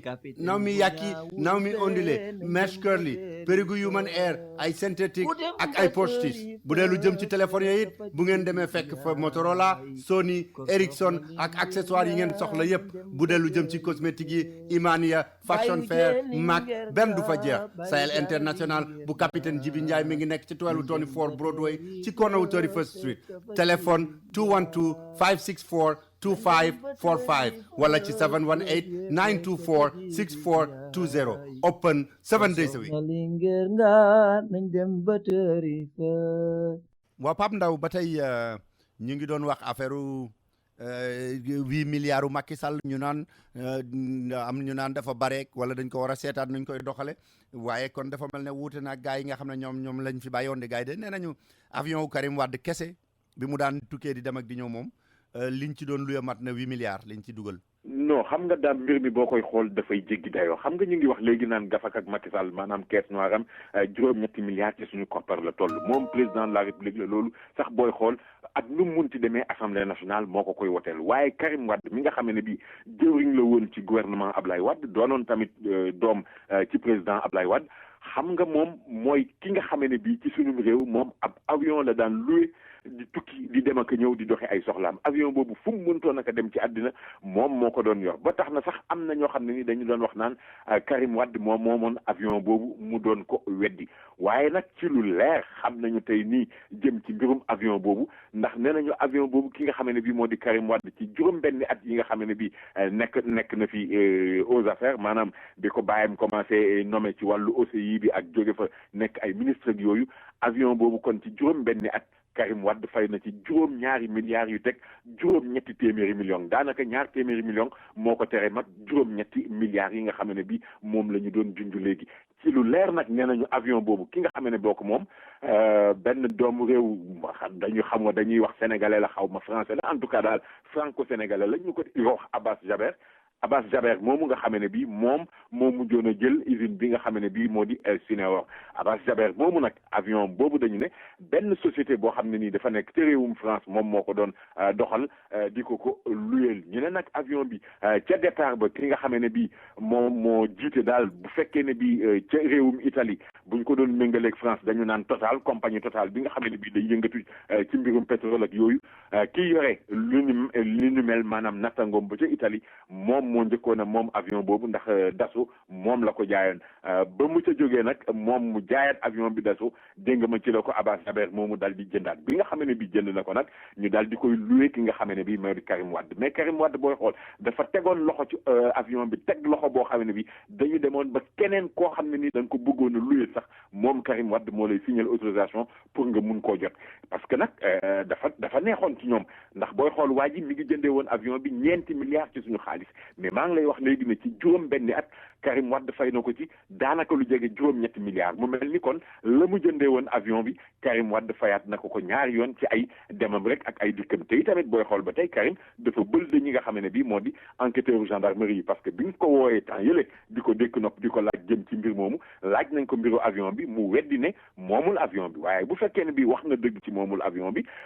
dafa wax nag loo xam ne dafa waroog dëgg ginnaaw gi parce que dafa wax ne benn xaritam moo ko doon abal avion bi mu di ci dem ak dikk mais en réalité gis nañ ne tey jii avion bi kenn abalu ko woon xaalisu état du Sénégal la ñu ko doon luyee loolu rek ñëw yokk ci kaw leneen li nga xam ne bii daam ñu ngi ko doon topp Karim Wade xanaa xool rek ba xam fan la wànn di mujjee ki gëtam donte nag temps yi Karim Wade moom mu nga diggante France ak Angleterre nekk ci yaataa yu mbir. waaw Pape xam naa ne ñi nga xam ne ñoom ñoo nekk ci Sénégal fi mu ne ci mbiru nawet bi bari na ci ñoo xam ne ñoom sore nañoo ak yaataa yumbe de nawet bi bari na ay dégâts lool ay dënn yu rey ay nit dex gi ndox mi monté Saint-Louis yooyu yëpp jaxasoo banlieue Dakar ay caajaay ak yooyu ñu am ñu fa faatu doo ci dellu si. waaw gaam nawetu bu ren bii de ay yéwén xaw naa doy waar dëgg la at mu jot dañuy ñaan ndox. waaye bu ñuy ñaan ndox nag daa nga dégg ñu di ci toftal yàlla nañ yàlla may ndoxum jàmm ndoxum ren mii nag moom xaw naa indaale loo xam ne nii daal bokkul ci li nga xam ne bii moom la ñu doon ñaan ndax booy xool rek li nga xam ne bii moo di dënn bi faat na lu jege 20 nit fii ci suñu réew ren ji diggante ay Fatick ay Njaarim ay Mbirkilaan ak fu ñu demee loolu ki nga xam ne bii moo ko xamle mooy directeur protection civile wax ko ci lu leer nañ di wax nag naan loolu li nga xam ne nii bokk na ci li ko indi am na programme boo xam ne bii dañu doon def ay paratonnerre maanaam la nga xam ne mii ñun ba ñuy nekk xale moom la ñu daan wax jamaa defe naa bu ma juumul noonu lañ ko daan wax ñu daan wax daal moom moo daan capté dënn bi di ko sànni loolu nag ci atum 2004 la ñu ko dakkaloon fexe woon nañu ba ci 2009 bi ñu doon wax naan dañu koy dooraat gàtt ci guddi gàtt daal dem nañu ba def lu toll ci juróom-ñaari téeméeri paratonnerre mais dafa mel ni loolu doyul ndax ren taw bi ndox mi ànd ak dënn yooyu faat na maa ngi la koy wax léegi lu toll ci 20 nit ba tax nag ñuy wax naan même bu dee paratonnerre yi dafa am léeg-léeg buy taw nit ñi war nañuy sore bunt yi wala palanteer yi wala di moytoo taxaw ci suuf ay garab wala di bañ a yore ay téléphone ak yu ni mel booy xool ci diwaanu Ndar li nga xam ne bii mooy dex gi fleuve Sénégal moom dañu wax ne niveau bi nga xam ne bii moom la daan am dafa dépassé li nga xam ne bii moom la ñuy wax cote d'alerte bi fu demee ni ki ay booru Podor ndax foofu nee nañu juróomi téeméeri hectare loo xam ne ci ay tool la ndox mi dafa wal dugg fa mu nekk mbënd moo xam ne nii yàq na ay tool yàq ay kër yoo xam ne it dañoo màbb daanu nga dem fu demee ni ki diwaanu Matam foofu tamit ñu ngi wax lu toll ci 2 téeméeri hectares yoo xam ne yi ay tool yi ceeb la loolu tamit mbënd mi dafa ñëw yàq ko ñuy wax nag naan gëj nañu gis lu ñu mel ci atum 1984 ba léegi xam nga 84 ak léegi nag boo koy xool daanaka war naa toll ci 20 fukki at yu teg ñaar mbaa lu 20 fukki at ak juróom-benn jëm noonu nga gis ne kon niveau fleuve bi noonu la def ci banlieue Dakar bi li wóor moo di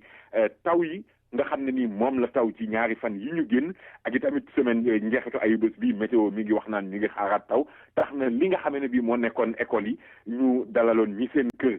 yàqu ci mbënn mi am ci ay jafe-jafe tax na léegi école yooyu nga xam ne nii ñu ngi doon yaakaar naan danañ ko war a génn gaa ngi ciy gën a toogaat te gis nga daam école mi ngi nar a ubbi ci benn fan ci weeru octobre bi nga xam ne bii moom la ñuy dégmal ci la jàngalekat yi di dem di jël service buñ ci tegee lu motul ay bés dongo yi daal di ñëw mais gis nga loolu commencé naa indi ay jafe-jafe boo demee fu mel ni diwaanu Caajaay foofu tamit ndox mi ak tabax yoo xam ne yu doy waar la yu ñuy def moo tax ren jii bi nga xamee ne bii ñu ngi fa doon tabax benn tabax baa jékki-jékki daal di màbb ba tax ñi nga xam ne bi ñoo ko doon tabax am ci kenn koo xam ne ni ñàkk na ci bakkanam nga gis nag ne loolu daam nekk lu doy waar loo xam ne ni daal ren jii moom mbir yi metti na lool donte nag jëwriñ ji nga xam ne bi moom la ñu dénk mbirum assainissement bi jéem na def benn tournée mu di Omar Gueye diggante Thiès ak Ndar waaye foofa it fu mu fa dem nit ñi nag ay ñaxtu ak xultu la ñu ko teeroo parce que daal nee nañu ñoom sonn nañu lu mot fukki at a ngi nii ñu nekk ci biir ndox mi dafa doy nag léegi ñu war a am saafara jëm ci mbir mi donte moom mi ngi jéem a indi nag naan leen fukki at ngeen wax te ñun juróom benn weer dong lañu amagum ci nguur gi mais tey askan wi nga xam ne bii ñooy loru ci ndox mi ñoom daal ku leen tàqaleeg loolu la ñu bëgg daam te ay la yéwén nag maag yow ak keneen a ci yem amul kenn ku bëgg di xuus ci ndox 1er janvier ba 31 décembre. waaw Pape kon bàyyil ñu aandi ko waat tuuti. bu ngeen di topp toote lu jëm ci seen mbiru computer wala seen TV bu leen kenn wax ne mënuñu koo def ni ko compagnie yu mag yi di defee ni ko compagnie yu mag yi di defee njëg ya mu leen di jaay ak na mu leen di defarale seen computer loolu la leen Omar Diop bu Interpat computer wax ne bu ngeen demee Interpat computer moom ngeen fay fekk bu fekkee ne da ngeen am seen ordinateur bu yàqu ngeen bëgg ku leen ko defaral day gaaw lool te la ca war lépp la ñuy def bu fekkee da ngeen a bëgg a jënd ordinateur moo xam di ngeen di jënd di jaayewaat wala ngeen di jëndal seen bopp bu fekkee ne da ngeen a am seen télévision bu yàqu wala ngeen bëgg a jënd ba télévision boo xam ne dañ koy use ba pare bu ngeen demee Interpat computer da ngeen ko fa fekk bu ngeen amee seen business bëgguñu defar leen ay sécurité caméra yoo xam ne day wóor ko dem leen Interpat computer bu fekkee ne da nga am sa business system bëgg ku ko defal setup demal ci Omar Diop bu Interpat computer mu defal la network bi defal la téléphone bi point of sale bi sax machine yi nga xam ne ca la ñuy dugal xaalis baak di génne boo demee moo la koy defal bu fekkee da ngaa bëgg website moo la koy designal ostal la ko te nag Omar Diop bu Interpat computer nee na fi mu nekk ni dafa am ay laptop yu yomb benn spécial boo xam ne $179 lay démarrer Interpat computer mi ngi nekk ci 15 West 116th Street ci diggante 5th ak Lenox Avenue mooy bi ngeen xamoon mu nekkoon ci 4 East 116th Street ci diggante Madison ak 5th Avenue boobu moo tuxu ci léegi ci diggante 5th ak Lenox Avenue man ngeen a contacter Interpat computer loolu yëpp bu ngeen ko soxlaa ci seen email 123pcmac@gmail.com 123pcmac@gmail.com wala ngeen téléphoné 212-423-9750 soxna Awa Gumbale ak soxna Seynabou Thiam bu Kër Kumba restaurant nee nañu ñu ngi leen di gërëm ndax li mbokk di jariñ woon ngeen leen ko ba ñu ubbee Kër Kumba restaurant di leen fa defal xéewal yu neex yéen ñëpp da ngeen leen a jàppale ba ñu xam ne ameel nañ leen njukkal lu rëy rëy njukkal li nag nee na ni ñu koy defee mooy rek ubbi leen beneen place bu bees place boobu mooy Daaru Salaam miit kër maam Cheikh Anta Mbacke muy foo xam ne bu ngeen fa demee lépp lu ngeen soxla ci seen affaire u yàpp moo xam viande fraîche la wala viande frozen bu dee yàpp xar la yàpp nag bu dee itam ay ganaar la wala ay jën wala turkey fumé la wala turkey fresh yi bu ngeen demee Daaru Salaam miit kër maam Cheikh Anta Mbacke da ngeen ko fa fekk da ngeen fa fekk itam lépp luy dem ci seen i ci muy ceeb muy diwlin gejj yéet keccax nooflaay araw ak sangal lu ngeen ci bëgg da ngeen ko fa fekk ba ci caakri ak soow te it nag dañ leen koy délivrer fépp fu ngeen ko bëggee kon nag bu ngeen lekkee ba suur ci Kër Kumba restaurant la ngeen war a toggee ji après dem leen Daaru Salaam miit kër maam Cheikh Anta Mbacke mi ngi nekk ci 117 West 116th Street ci diggante 7 ak Lenox Avenue téléphone 646 596 9605 646 596 9605 soxna Awa Gumbale ak soxna Seynabou Thiam nee na ñu ngi leen di ñaanal yéen ñëpp ñi ko jàppale woon ci Kër Kumba ak ñeneen ñi ci des ñëpp.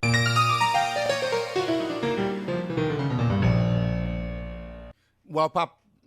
defe naa ne ñu mel ne yow ak say morom ngeen xam ne da ngeen a yor njaboot guy jàngee université moom bu ñu demee ba am yaakaar ne yëf yi sedd na rek ñu ne ci université ba yëngatooti na budul bu Ndar di bu Thiès budul bu Thiès di Bénin di Bambey bi yoon ca bu mag bala dellu seeti muy ca Dakar. bu mag ba université Cheikh Anta Diop daan baabu li nga xam ne bii moo ëpp bopp nit ñi mooy ndax atum ren ñi nga xam ne nii moom la ñu dégmal am njàng dana fa am wala déet wala at mi nga xam ne bii moom mooy waaj a jeex sax te ñu tolloon ci ay def ay examen yu ni mel ndax examen yooyu dana mujj wéy wala déet ndax xam nga grève bi nga xam ne bii moom la jàngalekat yi nekk ci daara ji kowe jooju doon nekkal ñoom fi mu nekk nii ñu ngi wax naan dañuy delloo mbir yi fa nga xam ne bii fa la nekkoon parce que li nekkoon seen i jafe-jafe ñu doon ko xultoog di ko njurumtu ba yaakaaroon ne am nañ ci saafara dafa mel ni mbir mi sotteegul ba tey ñi nga xam ne bii ñoo di dongo yi ñoom itamit ñu ngi fuuftandiku pour ñu dégg leen bu baax parce que ñu ngi wax naan ki nga xam ne bii mooy recteur bi ni mu bëgg a doxalee dëppoowul ak ñi nga xam ne bii ñoom noonu la ñu gisee ñu ngi wax tamit naan ki nga xam ne bii moo di directeur des bourses li muy doxal bokkul ak li nga xam ne bii moom moo arrangé étudiants yi te xam nga temps yële ñu génn ñu ngi doon wax naan président Macky Sall attention mbiru bourse yi moom fexeel ba bu ci jéem a dellu ginnaaw bul am lenn loo ci indi loolu dafa nekk ab acquis boo xam ne ni duñu ko marchander benn yoon duñ ci dellu ginnaaw benn yoon ñu ne déet ne waaye li nga xam ne bii moo di amicalu faculté yi xam nga amical yooyu mooy bureau yi étudiants yi di def ci faculté bu nekk pour nee nañu di défendre seen i intérêt di lijjanti li nga xam ne bii mooy avancé seen njàng mais tey jii amical yooyu dafa dem ba jël poids boo xam ne bii ñoom mel na ni am na ci ñoo xam ne ñi lijjanti amical yi moo leen gën a intéressé lijjanti seenum njàng ba tax na fi mu nekk ni am na examen yoo xam ne ñu ngi ko doon def ci fan yi ci problème mu bureau amical yi ñu waroon taxawal ay jàppante yi ci amoon nax yu ni mel tax na ñu ñëw sax génne ay dongo yoo xam ne dañu doon def seen examen ba tax tey jii am ci professeurs yi ñoo xam ne ni ñoom dañu ne dootuñu defaat li nga xam ne bii mooy examen yi loolu nag nar a indi ay problème yu doy waar ñu gis ne daal dambaabu fi mu nekk ni mbirum université moom war nañ cee mën a waxtaan nag war nañ koo mën a xoolaat pour xool mbir yi nan la ñu koy régler te it loolu boo ci yokkee bachelier yu bees yi nga xam ne bii ñoom ñoo am bac war a ñëw université te ñuy wax naan université mënatul jël ñëpp daam ñu gis ne rek mbir mi dafa mel ni xal la yoo xam ne yi dañu cee suulub dóom ku ci ruur sa loxo di nga ko génneewaat. waaw xalu ndeefa noonu lay mel waaye Pape am na yeneen dongo yoo xam ne moom mooy dongo yu sëgg yi te góorgóorlu woon ba am seen i baccalauréat ñi ngi doon grève mais grève ba fi mu ne dafa mel ne ndox mu sedd suyu na ci. waaw ñoom ñi nga xam ne nii mooy dongo yooyu nekk ci INEFJA bu Thiès ñoom seen grève bi moom dal may féetee boor ginnaaw boo xam ne bii nag ñoom jëwriñ ji yore mbirum njàng mu kawe mi dañu daal fexe ba juboo ci ay kaddu tax na nag ñoom li nga xam ne bii moom lañ doon xultu dañ ne jàng nañ ba am baccalauréat bu ñu leen sacrifié ndax ñoom tàllal loxo di yelwaan taxul leen a jóg dañoo bëgg a dem bitim réew jàngi ndax fa la xam-xam yeeg xarale yi tax ñu mën a continuer seen njàng am mel na ni nag loolu am nañ ca la ñu bëggoon ndax am na ci ñoo xam ne nee nañ danañ leen yóbbu réewum France ñeneen ñi yóbbu leen Canada ginnaaw boo xam ne bi gis nañ fu ñu leen yóbbu ba pare am na ci ñoom nag ñoo xam ne nee nañ danañu des Sénégal parce que danañu fexe amal leen ay jumtuwaay yoo xam ne dana tax ñu mën a jàng ci université bu Dakar gis nga ñu delloo si waat mbiri ci université bu Dakar mais lu mën a am daal mooy dong yooyu ak jëwriñ ji nga xam ne bii mooy toppatoo seen i mbir nee nañu fukki fan ak juróom ci weer wi nga xam ne bii moom lañu dëgmal dañuy toogaat firk taabal waxtaan bu ko defee nag mbir mi am saafara dal di féetee boobu. waaw Pape defe naa ne fan yi di si ayubi si di ñëw daan tàmbali di wax ci mbiru tabaski gi ci mbiru xar yeeg waajal beeg yooyu waaye buñ ku waxu tabaski itam waxaale mbiru aj màkkem moom it ñu ngi koy waajal fi mu nekk nii. waaw aj màkk gi ñu ngi koy waajal damba bu ren ji waaye daal dafa mel ni mbir mi dafa am lu ciy ñuul wala boog bu ñu ko méngalee ak at yi nga xam ne bii moom moo weesu mel na ni ci la gënoon a xumb ndax xam nga Sénégal mi ngi amoon quota bu toll ci fukki junni doomu aadama yoo xam ne yi at mu jot ñoom ñaa fi daan jóge di dem di aji màkk waaye ren yi mel na ni loolu jot ko dana xaw a jafe ndax fi ñu toll nii tembe di waxte nii juróom benn junni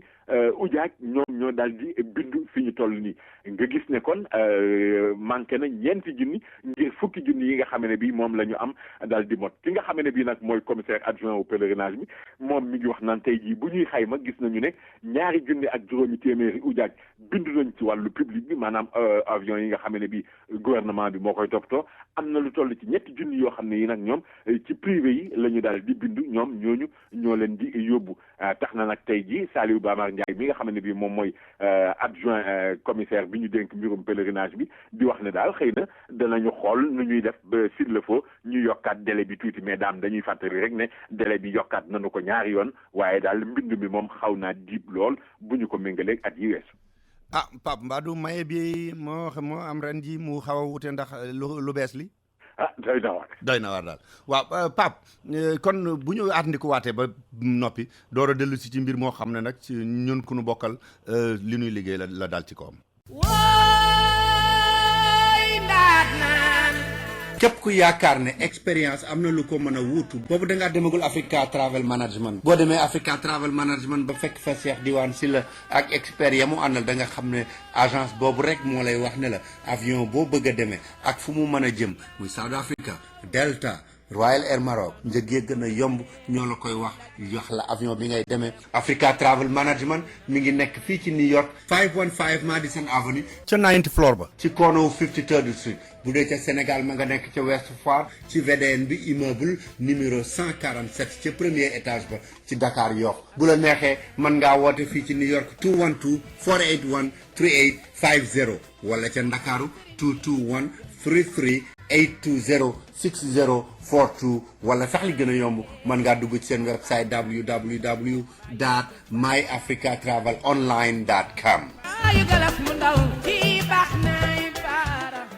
Mohamed bi City White Car Repair bi nekk ci 250 East 137th Street between 7 and Ryder moo dellu si di leen fàttali ne ba mu leen yàggee taxawu seen oto fu mu paane yàgg na lool te bànneex rek la ngeen ci am oto bu ngeen mën a am moo xam yu yàggee la moo xam Toyota yu bees la bu mu mën a doon lu ci mën a yàqu dem leen ci Mohamed bu City White Car Repair mu taxawul leen ko ratif daal leen koy defal te na mu gën a baaxee ca njëg yooyu mu gën a bëgg mécaniciens yi man ci dëkk bi ñoom la fa dajale moo xam doomi réew mi lañu moo xam ay doomi Afrique yu fi nekk la Mohamed bu City White Car Repair nee na lu ngeen ko fa indil muy 24 heures sur 24 te du tëj benn bis du tëj benn waxtu lu ngeen am rek lu ngeen bëgg a def lu ci seen oto moo xam lu paan la moo xam oil change la moo xam frein yi ñuy defaraat la dem leen seeti Mohamed bu City White Car Repair mi ngi nekk ci 250 East 137th Street ci diggante 3rd Avenue and Ryder téléphone 212 401 2959 212 401 2959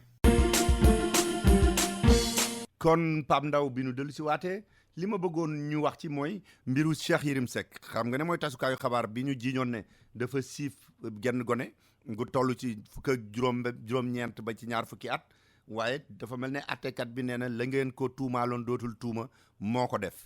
attekat bi nee na Cheikh Yérim Seck moo def li nga xamee ne bii moom la ñu ko doon tuumaal maanaam yegg ci gone gu jigéen googu ngay wax léegi te fekk daf ko jaay doole maanaam daal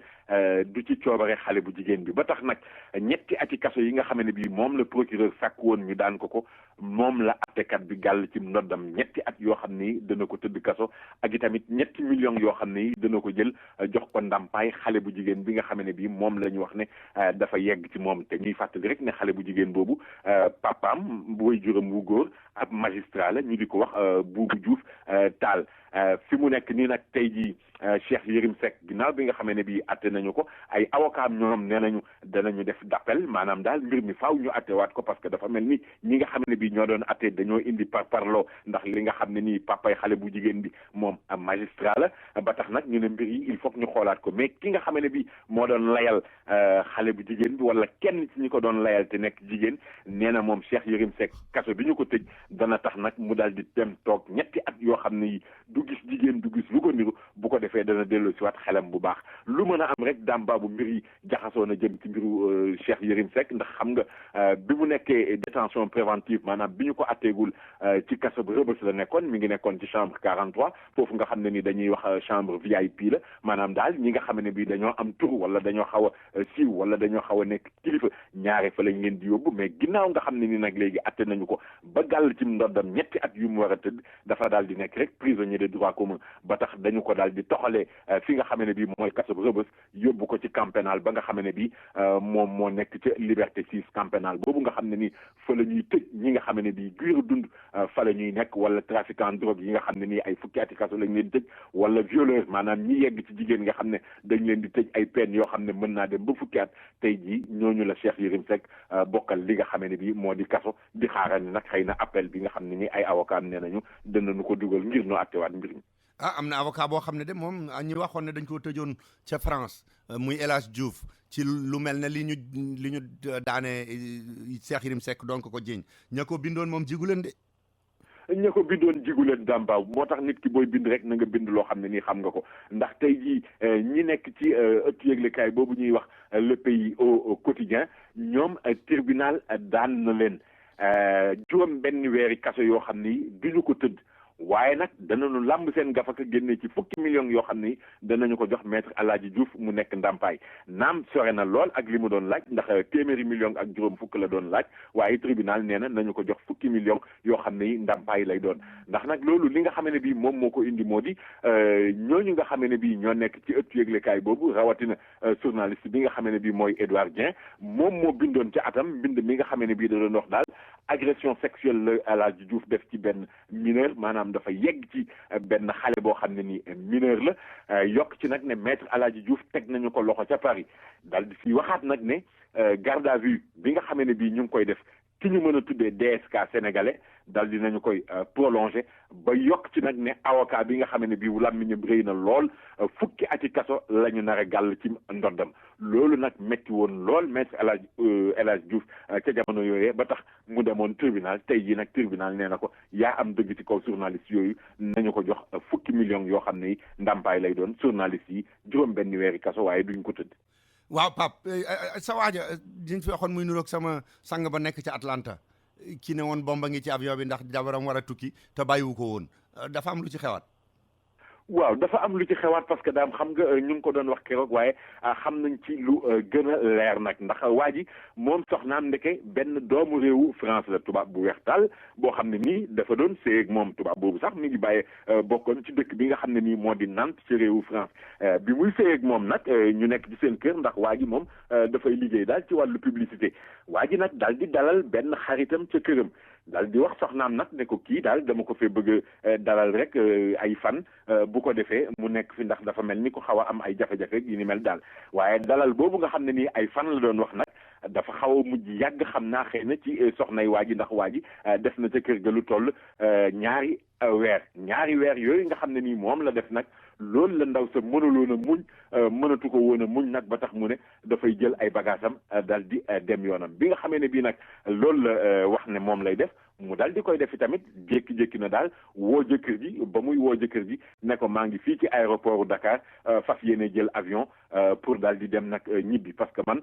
dama sonn ci say mbir te dama sonn ci mbir sa xarit boobu nag ba mu waxee loolu nag jëkkër ji di ko jéem a woowaat ndaw si def boîte vocale parce que daf ko woo jëkkër ji ba pare fay téléphone bi xam naa nag bi mu ne jëkkër ji man damay demaat te ci compagnie naar yi laay demee jëkkër ji jàpp ne Royal Air Maroc la rek moo tax mu daal di woote def canular boobu nga xam ne ni moom la defoon mais dafa mel ni gàtt xel la demee parce que naam doon na jéem a jaay xel parce que dafa jël téléphone am rocc ci puce am daal di jël beneen puce dugal ko ci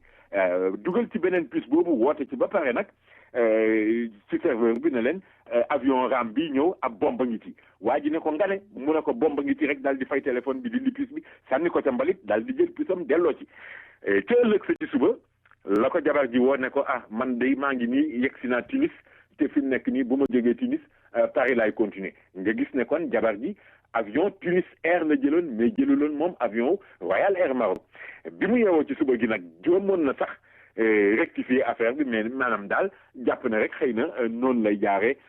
sedd kenn du kifin waaye nag dafa fàtte woon booba xam-xam ak xarala bi nga xam ne bii Sonatel am na ko donte sànni na puce ba mu dugaloon ci téléphone ba la gars yi daal di identifier ba tax nag ñu ne ko ciix fi mu nekk nii yóbbu nañu ko tribunal doon ko atte bi dañu ko dàqaat ba ci ay bés bi nga xam ne bii moom la ñu dëgmal ay avocat am jéemoon nañ ko ñaanal liberté provisoire waaye tribunal daal lànk parce que dañu ne kii nga xam ne nii am na fitu wax njombe wii nga xam ne nii moom la wax bu ñu ko bàyyee may ko liberté provisoire mën naa def weneen njombe woo xam ne nii moo gën a rëy wi tax ñu koy topp moom kay dencal leen ñu ko ci kaso bi rek ba ñu atte ko ba pare ba xam fu ñuy dem ak moom kon fi mu nekk nii daam ma nga ca kaso ba moom itamit boo moytuwul nag jabaram jamu doon bañ mu tukki tàqalikoo ba boo moytuwul tàqalikoo dana yàgg bi yoon. waaw Pape am na itam seen soxna soo xam ne Guinée la cosaano moom it dem na ca kaso ba te mel na ne liñ ko jiiñ bu ñu demee ba ne ko yow la dana fa yàgg lool de. dana fa yàgg lool daam baabu loolu boo ko waatee doo lakk ndax soxna soosu nag dañu ko teg loxo ci aéroport Dakar fekk mu yore lu toll ci 3 kilos cocaïne te booy xool sax du mag lool ndax moom tamit ci atum 1982 la judd ca Conakry waaye li nga xam ne bii moom la def mooy doon na jéem a def ay pexe daal pour. indi li nga xamee ne bii moo di drogue boobu fii ci suñum réew waaye nag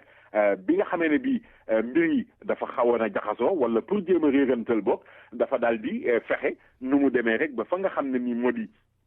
ci réewu Amérique latine yi fa la jëlee wëris yi nga xam ne bii ci la ñu scoté woon drogue bi ci benn double fond mu daal di fay jóge nag continuer ak avion ba fi nga xam ne bii mooy Dubaï daal di jóge Dubaï nag bëgg a ñëw jaar nag fi nga xam ne bii moo di Ndakaaru pour bu duggee ci réew mi mën a dégg nga ma continuer jaari parce que drogue bi ak nu mu munti demee moom dañu ne Guinée la ko doon yóbbu ji pour de foofu ñu jëlee ko fa nag dal di koy jàllale fa nga xam ne bii moo di Côte d'Ivoire mais dafa mel ni rek ndaw si ni ko gars yi waxee noonu lañ ko defee parce que dañu koo jaay ndax moom ba nga xamee ne bii dafa ne cëpp teg tànkam récupérer ay bagages am rek ci la ko gars yi daal di song ubbi walis yi fuuye ba fekk ci drogue boobu ba mu ko defee nag ci la ñu ko dal di jël moom tamit yóbbu jébbal procureur dal di koy placer mandat dépôt fi mu nekk nii ma nga ca kaso jigéen ñi di xaar moom tamit ab atteel. Pape Ndaw maa ngi lay gërëm di la sant. jërëjëf Damba. American Language Center mi nga xam ne moo leen di jàngal anglais moo leen di xamal ne ku nekk ci réew boo bëggee sa dëkk neex fa da nga war a wax làkk wa ñu fay wax moo tax mu ne leen bu ngeen bëggee jàng anglais ñëw leen seet si ko mi ngi ci locom yu bees yi 229 West 36th Street ci third floor bi ci diggante 7th ak 8th Avenue jege lool Penn Station fanweeri at ak juróom a ngi nii ñuy jàng anglais te jàngalekat yi gën a aay ci dëkk bi ñoom la ñu fa dajale bu fekkee ne da ngay door a tàmbali wala nga bëgg a bënnal sam njàng itam foofa nga war a dem te la ngay fay tuuti na lool moo gën a yombale ci dëkk bi yéen ñi dëkk Queens itam dem leen ci Jackson Heights ci 75-01 Broadway bu ngeen demee fekk fa American Language Center bu ngeen ci bëggee xam lu gën a leer woote leen ci 1-800 English 1-800 364 5474 1-800 364 5474 bu ngeen wootee laajte André.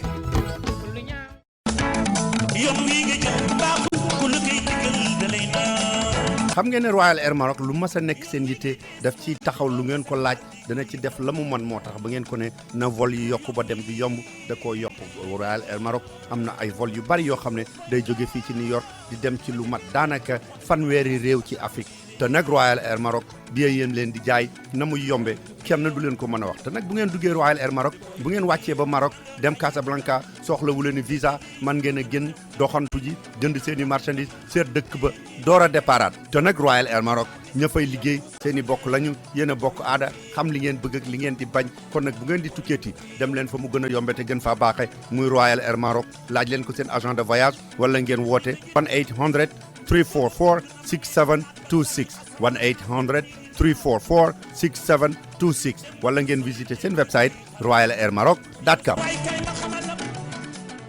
bu ngeen amatee ay vidéo ngeen bëgg ñu defal leen ko ci DVD wala nga am seeni cassette audio yu yàggoon ngeen bëgg ñu defal leen ko ci CD dem leen seeti Yat Ndendori bu Mamadou Sangot bu leen ko fàtte lépp loo xam ne vidéo la buy door a génn wala DVD buy door a génn théâtre la wala musique lu mu ci mën a doon balaa ko kenn di jot Yat Ndendori ñoo koy jëkk a jot ba mu yàgg lool ñeneen ñi door cee am te nag léegi Mamadou Sangot nee na ñëw leen mu di leen yónneel seen xaalis ak fu ngeen bëgg mu dem fa ci Afrique ci taux bi gën a baax te nag li ngay fay moo ci gën a tuutle dana dem Sénégal Côte d'Ivoire Mali Guinée Mauritanie Gambie mënuma koo lim yëpp sax ba mu jeex Yat Ndendori bu Mamadou Sangot mi ngi nekk ci 365 Lenox Avenue ci diggante 128 ak 129 téléphone 646 620 09 33 wala 646 555 42 94. waa kon mbokk yi diggoon nañ leen ko ne leen danañu dellu si waat ci li nga xam ne mooy visitu président Macky Sall bi mu def fii ci Amérique ni lim fi jot a def ak li fi jot a xew loolu la ñu bëgg ngeen may ñu tegal leen ko. daf koo def si fii ci New York ñëw ci assemblée générale des Nations Unies bi nga xam ne at mu nekk dañu koy def bii nag moo jëkk ci bu Macky Sall liñ ci mën a jëkk a seet mooy li nga xam ne moom la wax ci assemblée générale ba mu fa demee nga xam ne gan la woon ci moom. discours ba mu fa def am na ñu bari ñu ba am seetlu ñu ne discours bu baax la bu am maanaa la ndaxte liñ doon seenu mu waxtaane ko waxtaane na leen la ñu yaakaaroon ne moom la ci war a wax itam am na ñu jàpp ne moom la fa wax maanaam bu ñu ko seetloo itam dafa mel ne discours bi ñi ko bind mooy seen liggéey Macky Sall ñu jox ko mu jàng ko ni chef d'état yu bari di defee jox ñi ko xam ñu bindal leen ñu ñëw wax loolu seetlu nañ ko ci discours Macky Sall leneen loo xam ne itam mën nañ ko caa jàpp ci lu mu fa wax xam ngeen ne démocratie wu Sénégal moom fi mu nekk nii lu ñuy jëggaan la di ko yóbbu di ci àdduna bi di ko bànneexoo ak di ko bëggee di ko bàkkoo Macky Sall loolu la wax ne mu démocratie wu Sénégal bi dëgëraay moo tax moom tey ji mu taxaw jàkkaarloo ak àdduna bi di wax ak ñoom ndax niñ ko wote ci niñ ko fale ci falin wu sell ci 25 mars bi weesu ba mu jógee ci loolu itam lépp li nga xam ne moo gën a ñor Sénégal ak réew yi ko wër tey ji muy muy mbiru Mali mi ndaxte dégg ngeen Macky Sall bi mu ñëwee waxtaan ak Sénégalais li mu wax fii bi muy wax ci mbiru Mali dafa ne lii raam ci ñag bi la jëm bu ñu ko bàyyee Mali tàkk bala noo xoddiku boo moytuwul mu yegg si moo tax ba mu jàkkaarloog adduna bi li mu njëkk wax mooy mbiru Mali mi dañ koo war a taxawal dañ koo war a toppatoo ni mu ware ci lu gaaw a gaaw ndaxte ña nga xam ne ñoo fa nekk ay samba booy la ñoo xam ne dañuy latoo diine l'islam di wax ne moo leen tax a jóg waaye loolu taxu leen a jóg ay terroriste lañu yoo xam ne seen wàllu bopp moo leen tax a jóg seen intérêt bopp moo leen tax a jóg te buñ jógee Mali yemuñu Sénégal rek te itam du mbiri Mali rek du mbiri Afrique yëpp adduna bi yëpp ñoo ci war a taxaw moo tax mu ne conseil de sécurité bi nga xam ne moom moo jiitu ci Nations Unies ñi nga xam ne mooy kuréel ga ñuy dogale mu ne leen dogal leen ne ñi ko man ñëpp war nañoo ñëw jàppale waa Mali ak ñi nga xam ne ñoo ko séq ci CEDEAO ngir ñu dàq Samba Boy soosu loolu bi ci Macky Sall jógee itam am na loo xam ne moom lu mat juróom fukki at a ngi wala lu ko ëpp ba Sénégal moomee boppam ba léegi daanaka fu mu ñëwee Nations Unies waxaat na ci loolu mooy mbiru Palestine mu wax ne moom moo jiite kuréel gi nga xam ne mooy kuréelu réewu diine yi tey ji OCI dafay wax ci tur ñooñu ne adduna bi yëpp war nañoo taxaw ngir Palestine moom boppam am réewum boppam moo xam ne capital ba mi ngi war a nekk fii di Jérusalem gi féete penku muy Baytil Maqdis mu wax ne itam nag Palestine googu am moom boppam am réewum boppam dafa war a dendoo ak Israël moom itam mun moom boppam am réewum boppam nekk ci digg woo xam ne wóor la àdduna bi yëpp naa xam ne lii kaaraange dana fa am Macky Sall bi mu jógee ci loolu itam wax na loo xam ne ca jamonoy président Senghor ba léegi ku fi ñëw wax nga lu mel noonu li président Senghor daan wax détérioration des termes de l'échange maanaam àdduna bi ni ñuy jëflante seen biir ñi ëpp doole daanaka ñoom ñooy borom fas wi ñi néew doole ñooy fas wi ñuy latu Macky Sall wax ne suñu àdduna tey ji war niñ ko xoole buñ ko seetee dafa doy waar lool ndax àdduna ji li fi am ci alal ba doomu aadama di fàttaliku ba léegi junni baree mësula am waaye itam li fi am ci ñàkk ak coono ba doomu aadama fàttalikoo ba léegi mësula am ndaxte xam ngeen ne bu ñu demee ba ñu yegg ci lu mat juróom-ñeenti téeméeri million ci àdduna bi ñoo xam ne xiifa ngi leen di bëgg a rey wala mu di leen rey loolu lu ñu war a toppatoowaat la te mu wax ne itam ndaw yi di màgg te amuñu lu ñu jàpp ci àdduna bi yëpp bu ñu bëggee jàmm am nañ ci sàkk pexe ndax buñ ci sàkkul pexe itam kat ay rek lay mujj indi ci kon loolu mooy li ñu mën a tënk ci discours bi nga xam ne moom la Macky Sall def waaye Macky Sall itam yemul rek ci dem Nations Unies wax fa ñi nga xam ne ñooy doomu Sénégal yi jot naa dugg dem ci ñoom wala mu dig leen ne mi ngi ñëw mujj la ñëw mën nañoo jàpp ñetti ndaje yoo xam ne yu mag la yu ñu ne Macky Sall def na ko benn bi mi ngi am démb ci diggante doomi Sénégal yi nga xam ne consul général bi moo ko woote woo doomu Sénégal yëpp ni ne leen ñëw leen waxtaan ak seen président Macky Sall ba mu fa ñëwee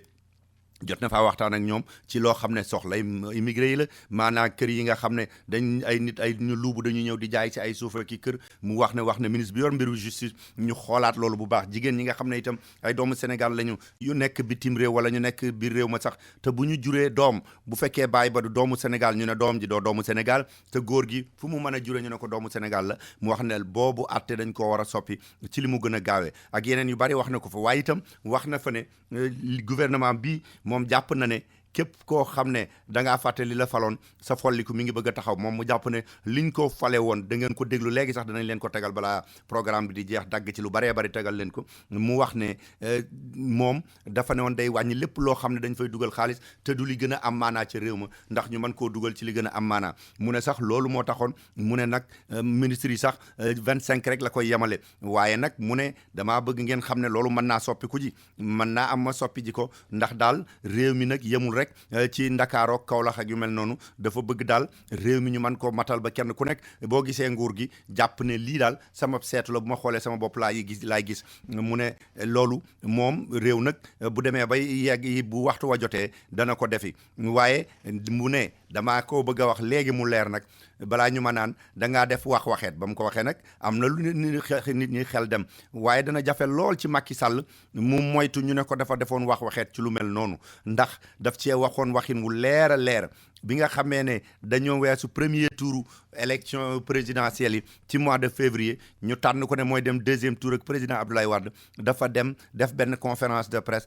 wax ne ak lu mu manti doon ak lu manti xew moom ak combinaison bu ñu mën a def du soppi li mu wax ne 25 ministres moom la nar a def te fi mu ne dafa mel ne lu ci bëgg a dellu gannaaw dinañ dégluwaat sax Macky Sall ni mu ko waxoon ci français ca jamono booba bi muy wax ne nañu ko fal. Le même principe que j'ai dit, la patrie importe plus que le parti, ça va être valable. Parce que déjà, je me suis engagé pour un gouvernement qui ne dépasse pas 25 membres. Quelles que soient les combinaisons que nous ferons, on ne le dépassera pas. Parce que l'objectif, c'est de donner un signal positif aux populations et aux partenaires. Gannaaw loolu itam tey jii Macky Sall ci suba la ñu wax ne la waroon daje ak ñi nga xam ne ñoom la àndal langue politique waaye Benno Bokk Yaakaar loolu mujj nañ ko def. nee nañu mbooloo mu bari daje na fa waaye waxtu wañ waxoon ne ca lay jeex weesu na ko lu yàgg te loolu mel na ne am na lu mu jur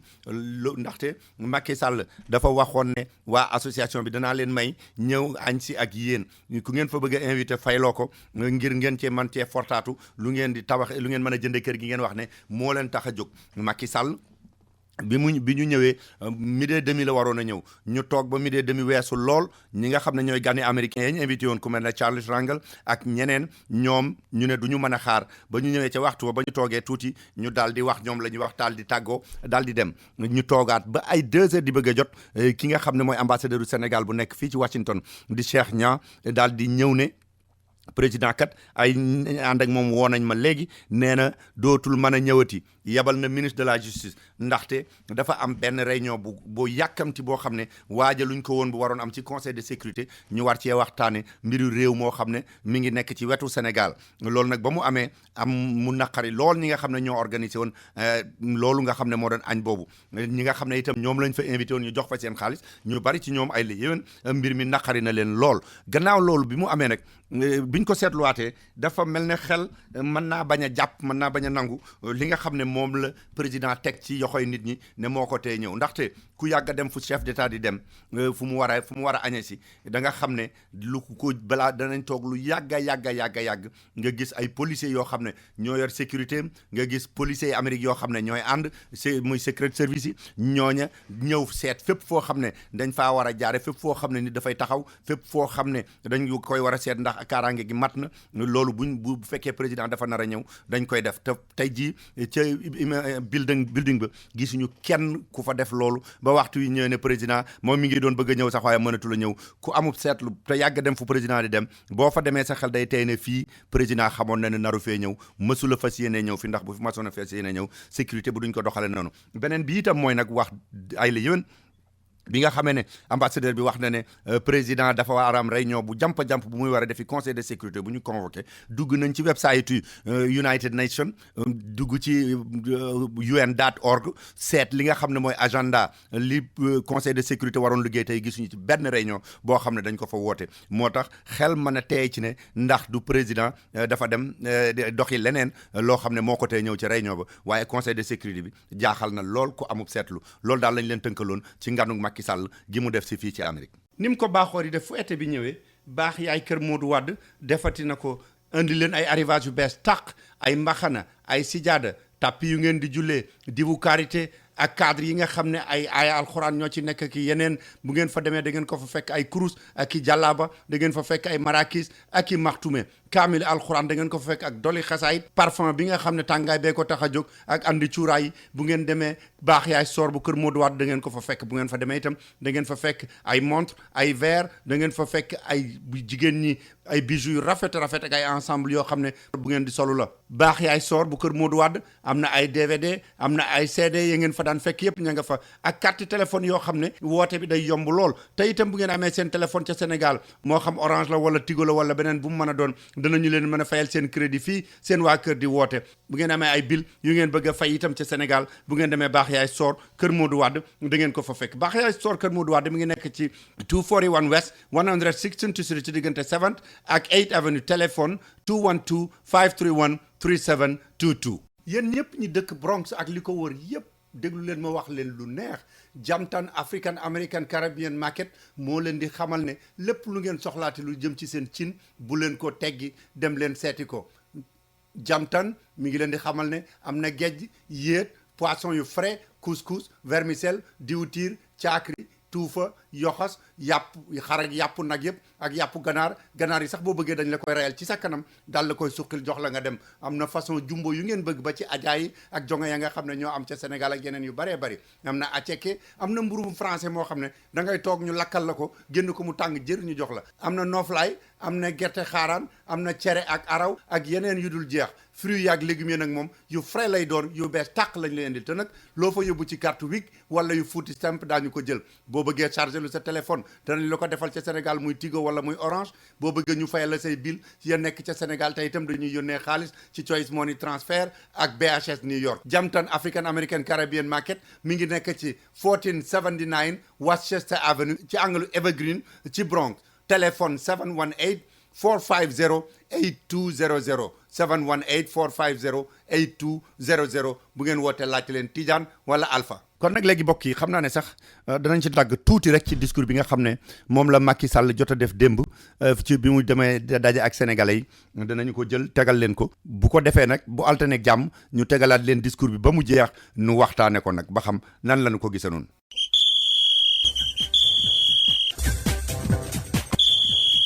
buñ ci jógee kon dañuy daal di dem ci mbiru tàggat yaram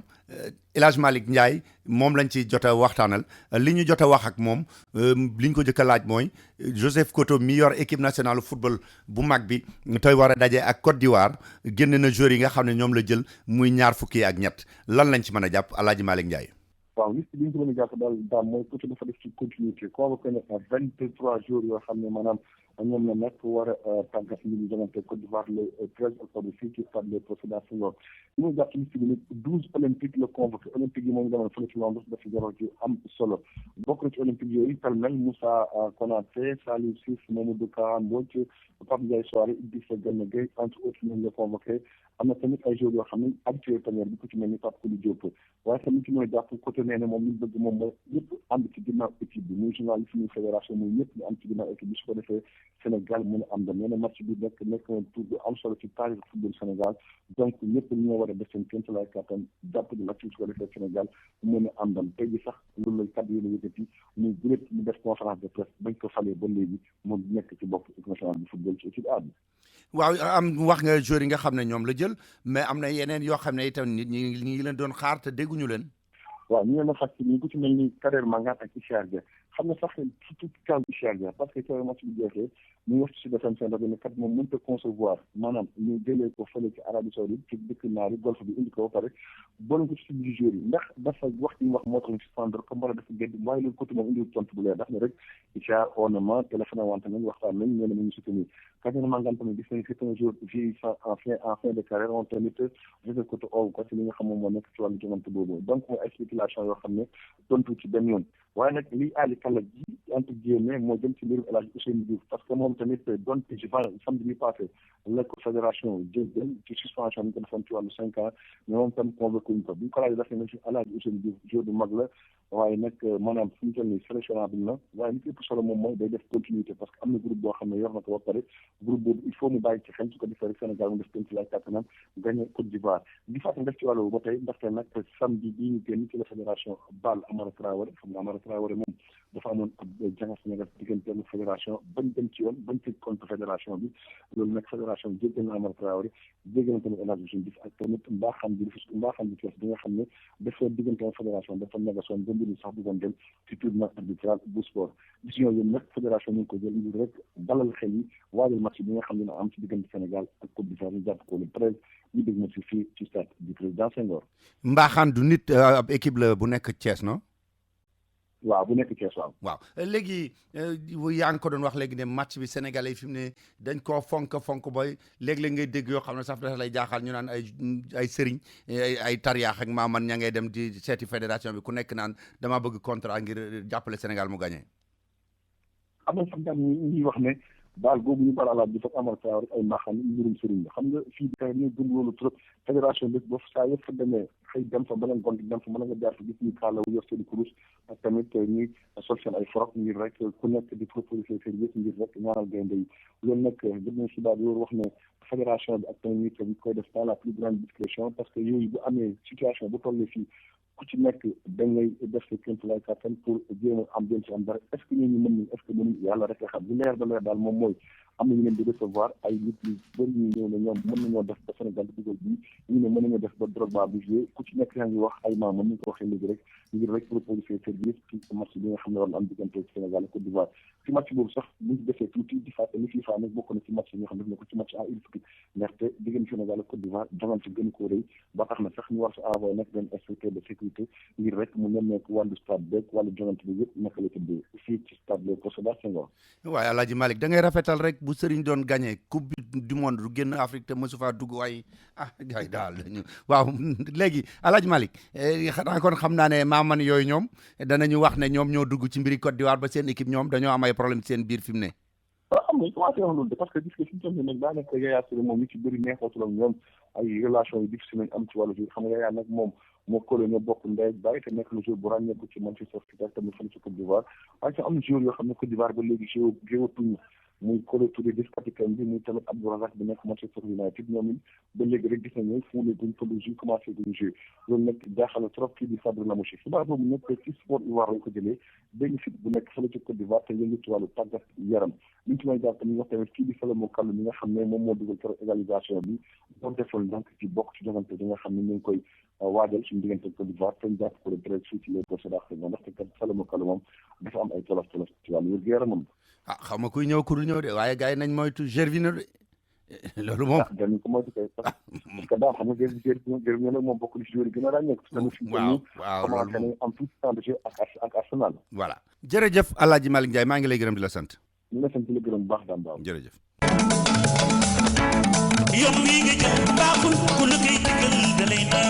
Votre compagnie aérienne préférée, Royal Air Maroc, est toujours à l'écoute de vos désirs et demandes.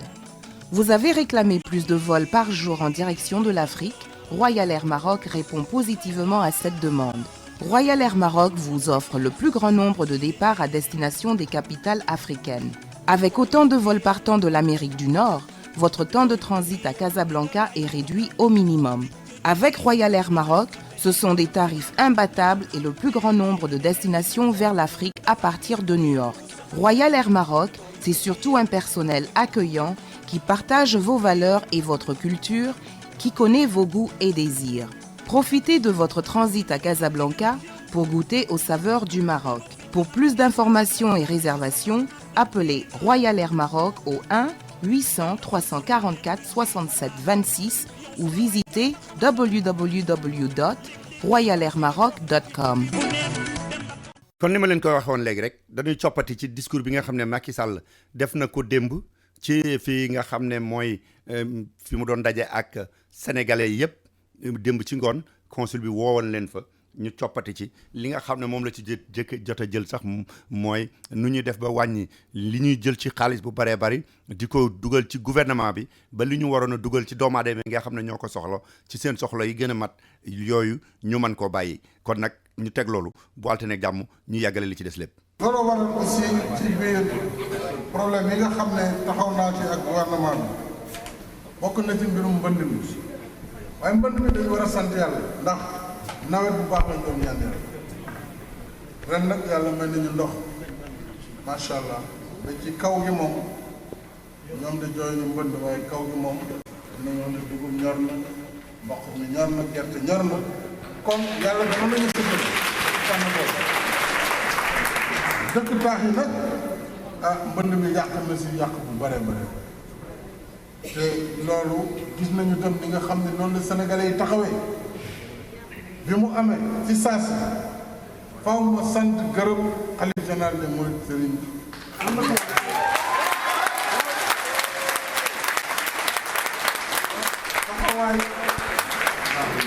taxawaay way jur la si taxaw ak yërmande def loxoom ci poosam yeneen si lu am solo ba pare yëkkati kàddoom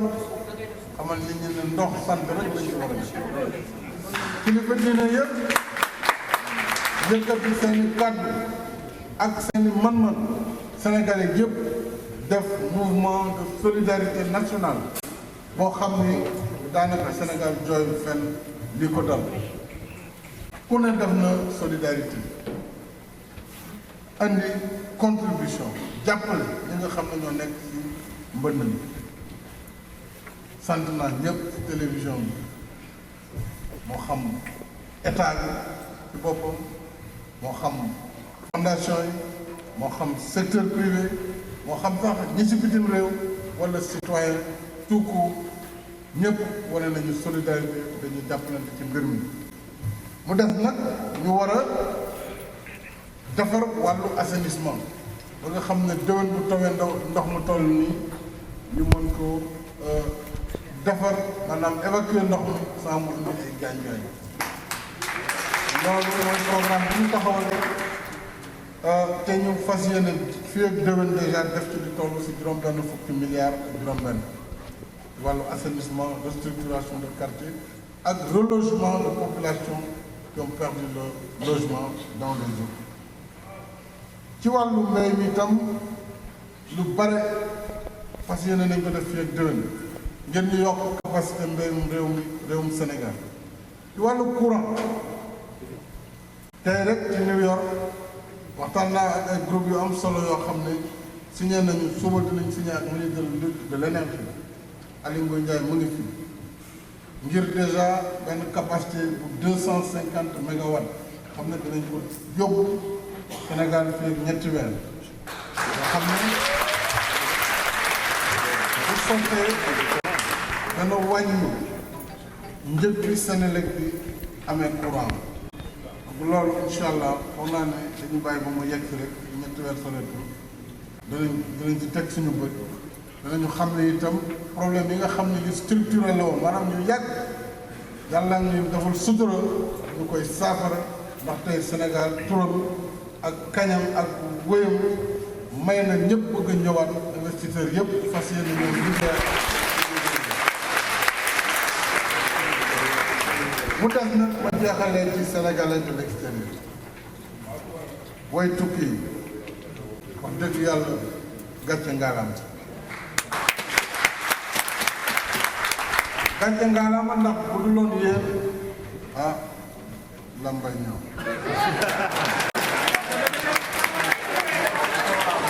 loolu Ousmane wax na ko léegi bu dul woon yéen Sénégal daan na métti trop ndax boo xool tey jii budget bi ma wax sànq mooy budget Sénégal maanaam bitim réew li ñuy jàppale bu njëkk ba xam Sénégal tàllal la ko léegi boo xaymaa ñoom ñëpp seen ndimbal mu ngi toll ci ay juróomi téeméeri milliards à peu près ci ñaari junni milliards ak juróomi téeméeri moo kon loolu moom bu ñu góorgóorloo tuuti rek ku ñu dimbale ñu dem ku ñu dimbalewul ñu dem juróomi téeméeri milliards yooyu li Sénégalais de l'extérieur yi indi ñoom yéen ñii di ngeen di def ëpp na juróom-ñeenti téeméeri milliards ak moom loolu mooy li nga xam ne banque centrale mën na ko tracer maanaam gis na ko ay virement ay Western Union ay yeneen façon de transfert waaye li nga xam ne nag supposé nañ ko ak yooyu am loolu kenn mënu ko xëy na boo moytuwul nag loolu wax far ëpp loolu li mu wane rek mooy wax dëgg yàlla war nañu sargal Sénégalais fexe ba ñu toppatoo leen ci condition retour parce que ku tukki ku ne bëgg a dellu ëllëg sa réew da nga am da nga foraat nga ñëw bokkaat ko ak say ñoñ gis sa njaboot am dëkkuwaay mën a noppalu loolu mooy finalité immigration loolu nag jox naa si ndigal ministre des affaires étrangères et des Sénégalais de l'extérieur ci wàllum dëkkuwaay habitat des Sénégalais de l'extérieur pour que d'abord ñu fexe ba bépp programme bu am ci réew mi quota bi jëm ci Sénégalais de l'extérieur ñu mën ko génne ñu fixé ko fixé bu ñu ko parce que 15% lay doon parce que 10% lay doon des logements ñu génne ko ñaareel bi mooy waxoon naa ko si sama programme ñu aar leen ci toppalekat yi nga xam ne nit ñàkk ba bëgg a dee ci àll bi ñëw andi xaalisam ay samba boy ay client ren ba yóbbu si notaire génn fële ba xaalis bi na mes loolu il faut ñu protéger leen loolu état bi moo ko war a def ni mu koy defee mooy mu agréé ay notaire yoo xam ne dinañ leen rendre public képp kuy sénégalais de l'extérieur boo waree wut kër wala wut suuf ñu ne la jaaral fii ak fii ak fii foofa de boo fa jaaree dara du la jot boo defee ñoonu joxe garantie yi parce que vraiment dana bëri na ay nit yu dem ci àll bi ay at ci at forage bu andi dara war a jënd terrain rek dañ leen di nax wala seen xaalis jaar foofu nax seen donc loolu benn la si pàcc yi nga xam ne direction générale des Sénégalais de l'extérieur dina ko def beneen bi mooy am na fonds bu ñu tuddee FAY fonds d'appui à l'insertion des Sénégalais de l'extérieur pour le moment juróomi téeméeri millions lañ ci def at mu ne doyul waaye daañu ko yokk aussi pour que ñi bëgg a dellu te am projet ñu mën leen ci jàppale pour que bu ñu dellu see Sénégal bu ñu dellu see ñu mën a am maanaam projet buy taxaw parce que tam dellu bi des fois du mën a yomb boo toogee fanweeri at nekkoo Sénégal ñëw ne rek mer rek ne damay xëy ñibbi ah boo moytul tam dana jafe trop pour nga réinsérer wu. C'est la fin. kon boog bokk yi ñu tàggoo leen foofu te di leen wax ba altine ak jàmm bu ko defee ñu door a dellu si waat ci waxtaan woowu yépp. Prochain pour une nouvelle édition d'African Time sur WPAT 930 AM. Au revoir.